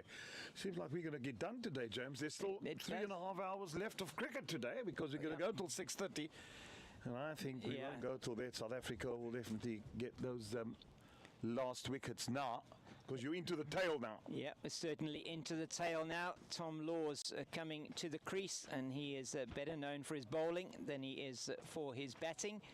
Although he did get a good 48 in the first innings here and was supported by Zaman Akhtar. You might see him coming in to bat as well further down the order. They were in desperate trouble when those two came to the crease. It ended the Tsepo and Ndwandwe over, and Tom Laws, he's 22 years old, plays for Surrey. He's played 25 first-class matches, 31 innings, 6 not-outs, 415 runs, and a highest score of 58, and 16.6 his average. 250s he scored, and say he got a good 48 in the first innings, but you just sense that may not... the conditions today probably not as good as he had to bat in yesterday. Certainly yesterday a much warmer day, and overhead conditions not in favour of the bowlers as much as they are today. Yeah. Nicely played. Yeah, as young Farhan Ahmed again playing that very nicely out into the deep, wideish mid-off area, and nothing that Senekwani can do there. Lets that one just go over the boundary ropes. Another boundary to the youngster. Excellent shot. Just not really any movement of the feet, but he got in nicely behind the ball and just played it through that area for 4. And even though he tried to do some footwork there, nothing doing for Lesego Senekwani. And Farhan Ahmed moves to 24 with that shot of just 25 deliveries. He's been top scorer in this innings so far by quite some way. James has been indifferent to today. It feels like it's, I'm in England here, winter. Now suddenly, bold. Yes. Ahmed, you say he's 16 years old? 16 years old, yeah. Farhan impressive. Ahmed. Very impressive.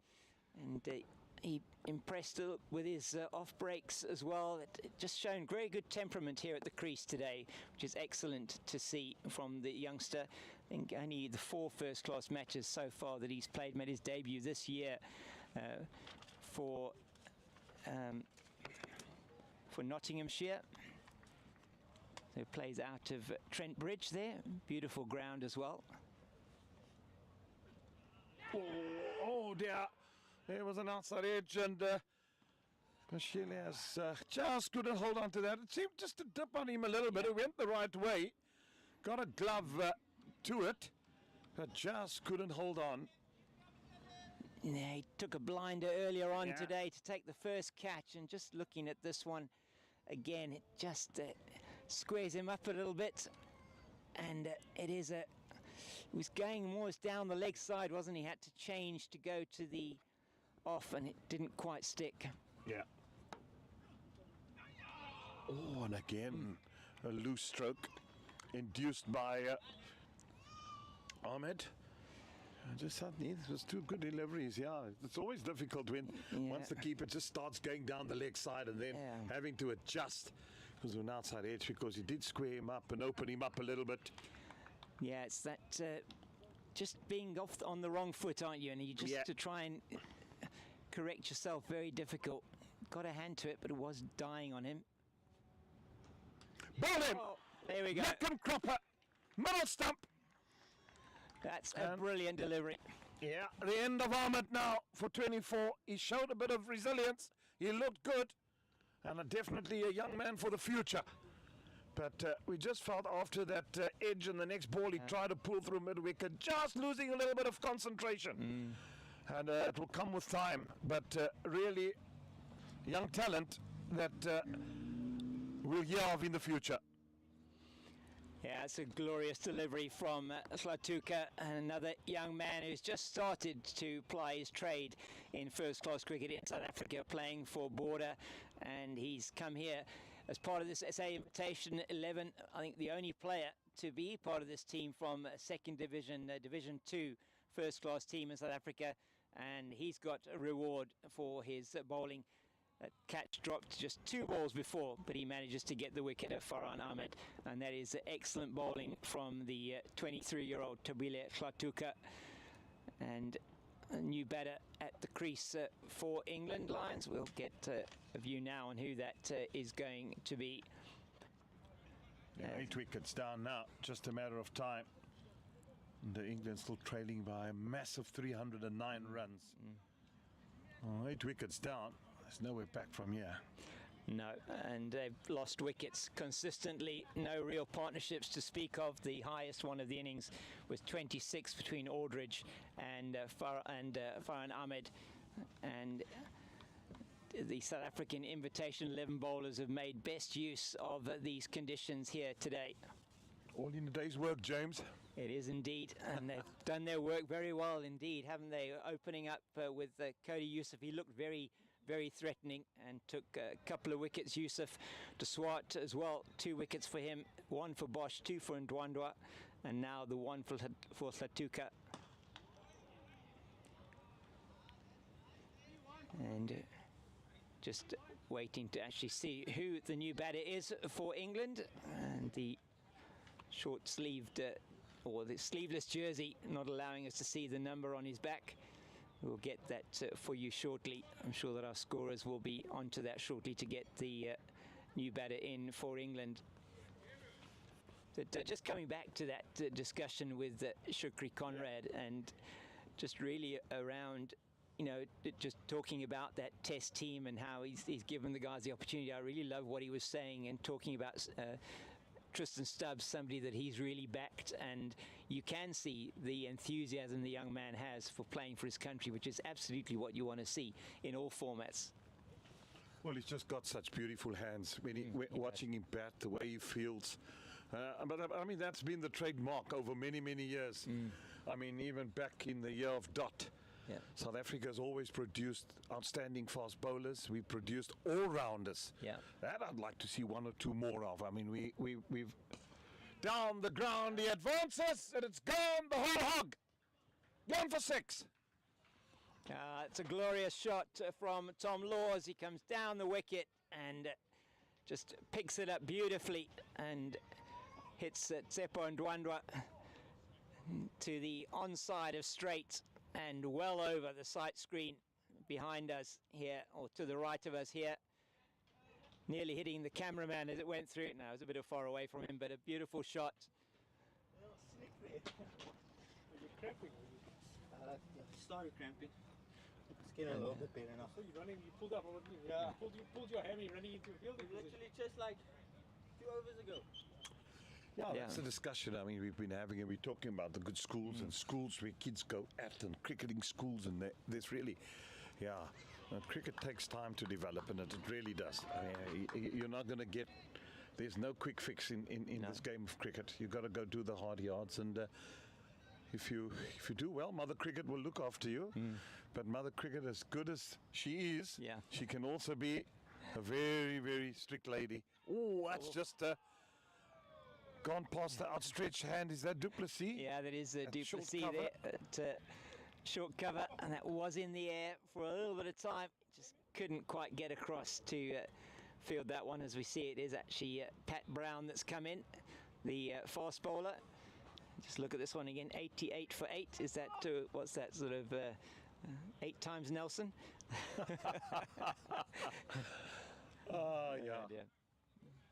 Yeah, so it's going to be Brown on strike to Ndwandwe, looking for his 3rd wicket. Oh yeah, that one. I love that. That's what I love to see from a left-arm spinner. When it goes down the straight, it bounces, it turns, and it beats the outside edge. It's good bowling. Nice bit of guile and flight there. Yeah, he's done well. Ndwandwe, that was a lovely delivery. Exactly what you want from a left-arm spinner. Absolutely.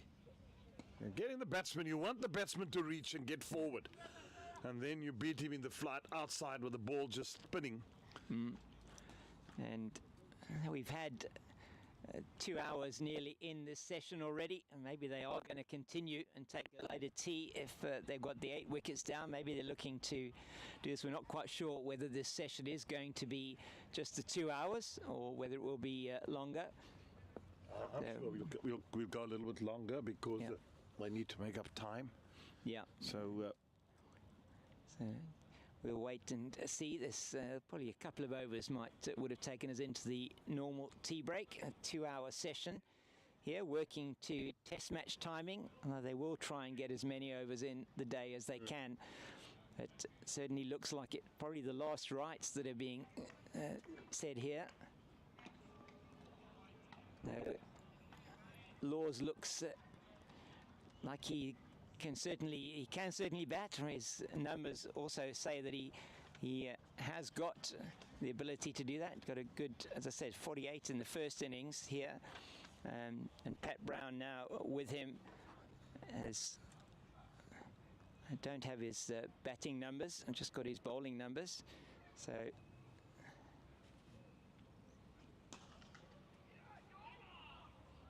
yeah. good fielding of his own bowling. Yeah, the Sobele Tlatuka has really impressed me. It's the first time I've really seen him. Yeah.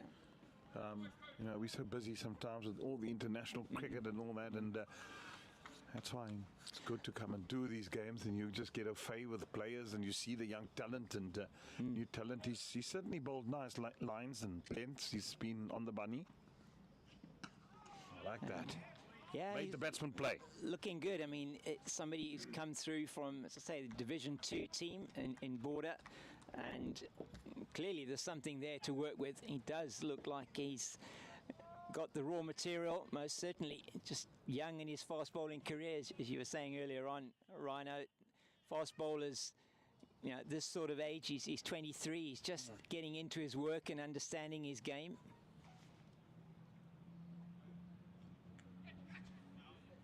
And doesn't get all of that, does Laws. It comes down here to Seppo and Ndwandwe in front of us at fine leg. It's going to be Pat Brown. He's going to take strike now to Tlatuka.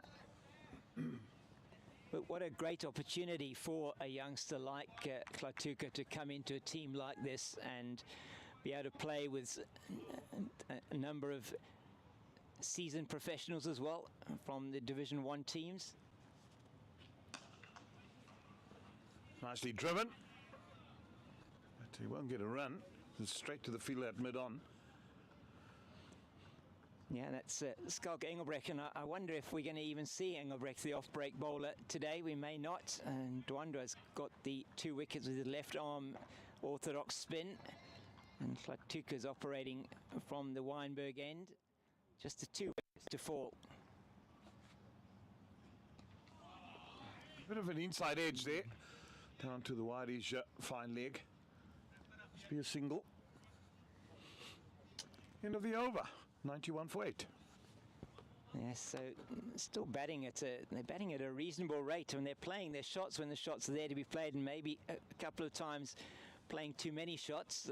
Certainly saw with the top order, perhaps some of the balls that could have been left alone, as we have a view of the beautiful mountains there towards the Constantia area of Cape Town, down towards the southern suburbs and towards the False Bay area. It's Cape Town Table Mountain range that goes all the way down to Cape Point. It really is a beautiful part of this country, South Africa. It's Ndwandwe away from us again. Yeah, it's that time of the year. All the holiday makers are down here. We've got the Kaya Majola week in Cape Town. Festive times it is indeed. Had the Sevens last week.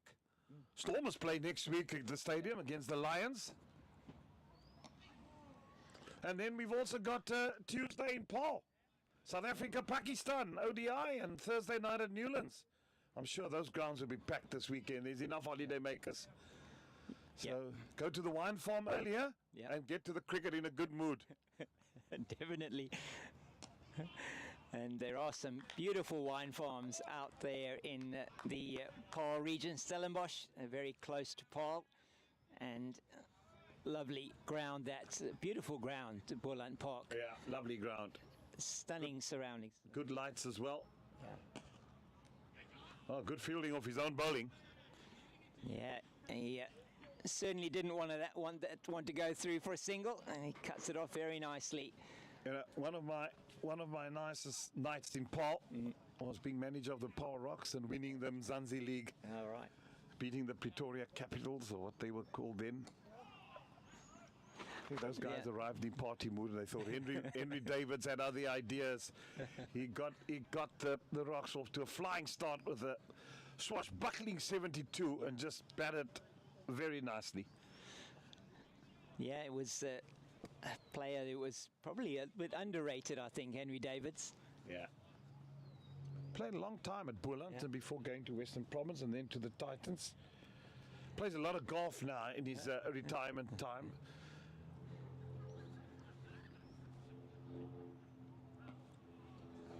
Yeah, just pitched that one in a little bit too short. He'd brought the mid-off up into the closer into long off up into mid-off, and they are actually going to take tee. So it is tee on day 3 here of this 4-day match between the South African Invitational 11 and the English Lions. And just a reminder to you that this tour, this broadcast is being sponsored by and brought to you by Sisonke Tourism and Events Services. And at Sisonke Tourism and Events Services, we bring expertise to the realm of sports tourism and events. From hosting international tournaments to managing team logistics, we excel in delivering seamless, high-impact sporting experiences for athletes, fans, and organisers. And we thanks to Sisonke Tourism and Events, and also to Sporta Tours. That's SPORTA Tours. And that's www.sportatours.com for bringing this broadcast to you, and it really has been a privilege in this session to have also had Dale Steyn and Shukri Conrad with us in discussion with myself and Jeremy Fredericks. And with the score 91 for 8, they are still 300 behind, and the total they're looking for 392 to win this game. That is a long way away. 2 wickets for the SA Invitational team, and when we're back at 3:30 South African time, they'll be looking to see if they can get those last 2 wickets from us. Here for the moment, it's goodbye.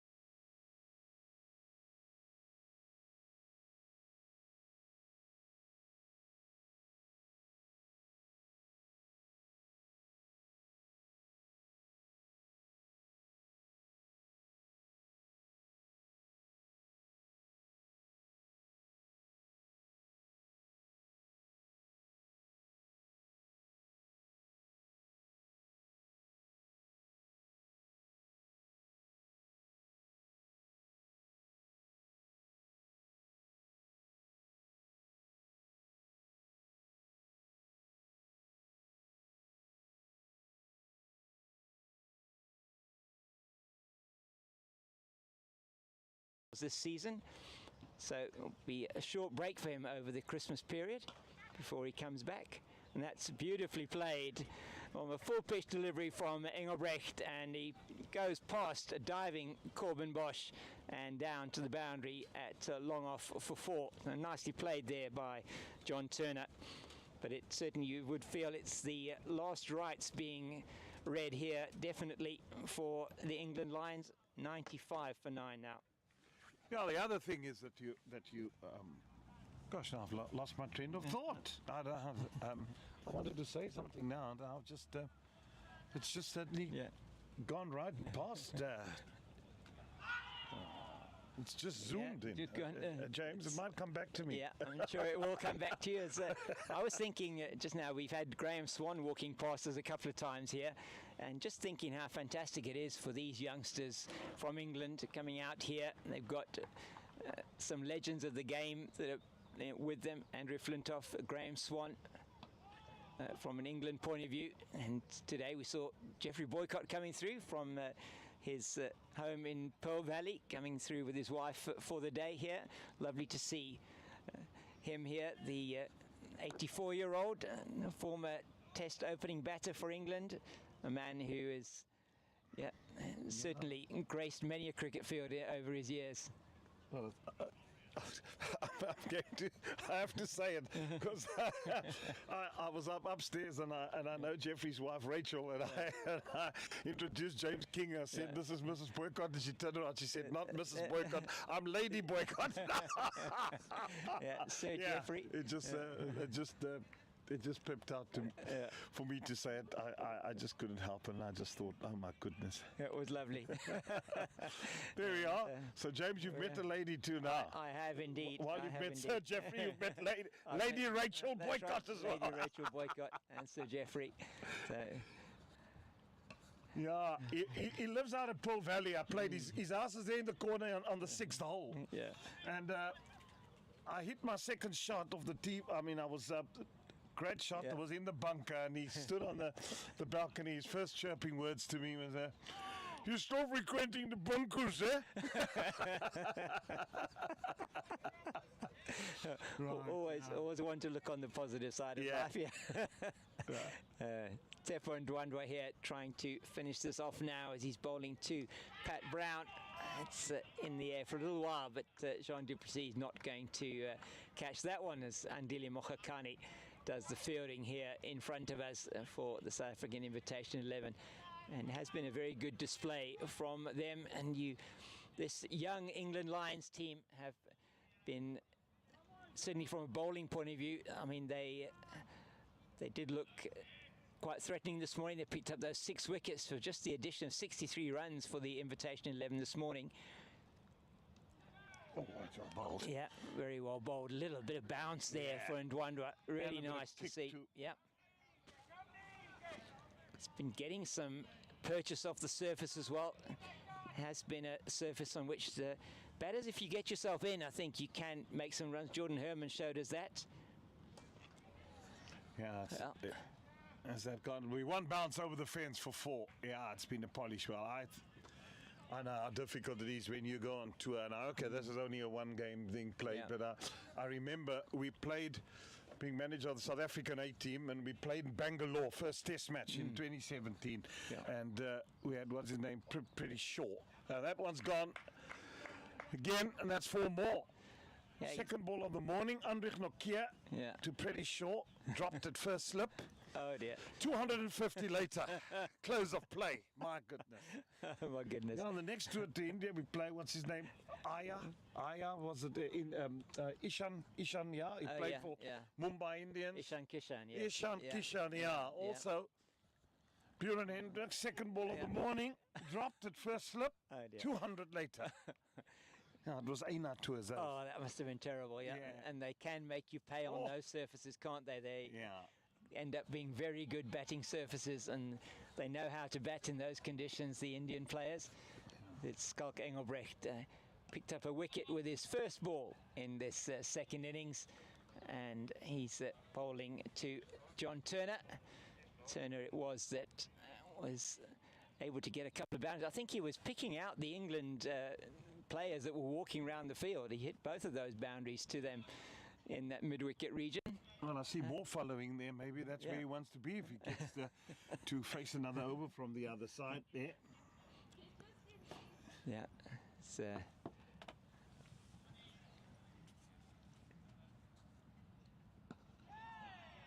just forward prodded nicely, getting to the pitch of it, and it's here's Brown now on strike. Apologies for that. It was Turner in the previous over that hit those boundaries off Ndwandwe. And it was the one that he hit off Engelbrecht down the ground. So he's just dealing in boundaries already. So far, 3 boundaries in his innings of 12. Oh, that the 100 is also quietly just stepped. They've gone past that mark now. So South Africa still going to win here by a hefty margin. Yeah, you most certainly is going to be. There's still 287 runs trailing by 200, and on that one off the edge and to the right of the slip fielder, but he can't get to that one, Ruanda Swart, and it's just tidied up by Hlatuka and into keeper and captain Bashile. And he's been very good behind the stumps. Just that one very difficult chance that he put down, but it's brilliant work of the first wicket of the day, diving to his right.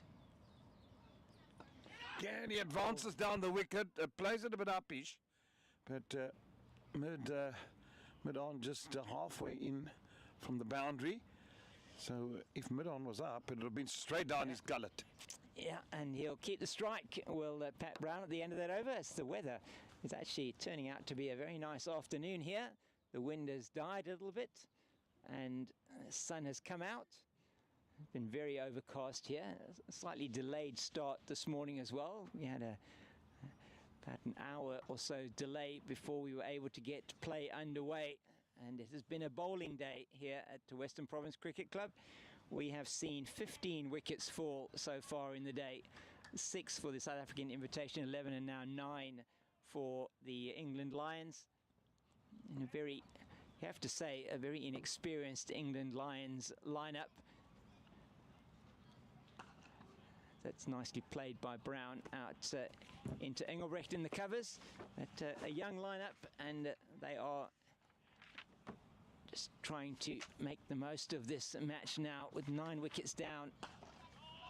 That's played into the ground and straight to Jean du Plessis at a shortish mid-off.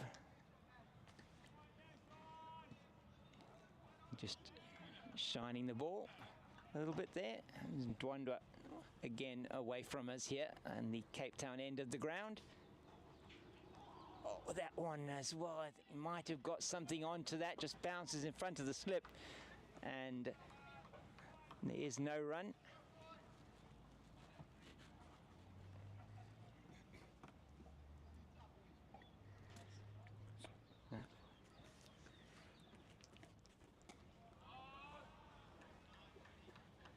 Has been good bowling here from Tsepo Ndwandwe. He's picked up 2 wickets in his spell, Aldrich and Moore.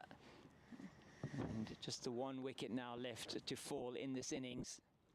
And that is the final wicket in this match. And it is Tsepo Ndwandwe picks up his 3rd wicket as he bowls Pat Brown, and Brown bowled for 5 of 24 deliveries, and that is the England Lions innings coming to an end on 107, and that is the end of the match here at the Western Province Cricket Club. It is a comprehensive win for the South African Invitation 11 as we watch this last wicket now.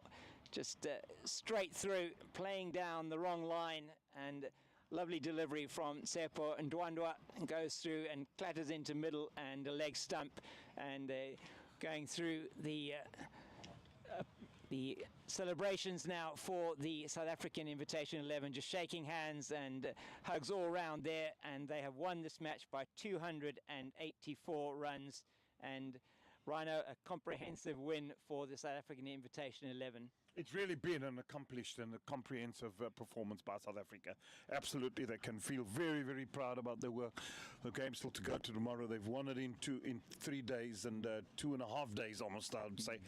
But it was really polished. It was well done. I thought all round the performance was outstanding. Cody Yusuf again leading the Chargers 2 for 22 in his 5. The SWAT getting 2 for 11. And then everybody else, Bosch and Dandwa, Latuka, all chipping in, but Ndandwa getting 3 wickets also in his 6.5 overs and 7 overs. It was been magnificent stuff, and the batting has been good. So South Africa can feel very, very happy with this comprehensive win and fantastic stuff. They've won a test match now. They've won here today. They won a T20. Lots to look forward to. Lots of cricket to play, and it's been great stuff from South Africa. Yeah, it has been a wonderful occasion here at the Western Province Cricket Club, and it's been a privilege bringing this match to you. It's been brought to you with the compliments of Cricket South Africa on the Cricket South Africa YouTube channel, and this broadcast would not have been possible without our sponsors, Sporta Tours. That's Sporta Tours that are providing the services for the England Lions tour to South Africa, and as well Sisonke Tourism and Events, who have been instrumental in assisting with the England Lions tour. And there you can see on your screen the Sporta Group, experts in travel, logistics and hosting. Visit sportagroup.com or visit sportatours.com and make sure you plan your next sporting trip with Sporta Tours. And really has, as I say, been a privilege to be here today. That comprehensive win of 284 runs by the CSA Invitational 11 from myself, James King, and from the Rhino, Jeremy Fredericks, wishing you all a pleasant day further. And thank you for viewing this on the CSA YouTube channel. Thank you, James. Thank you very much. It was shorter than I expected it to be. Yeah. Which is, yeah.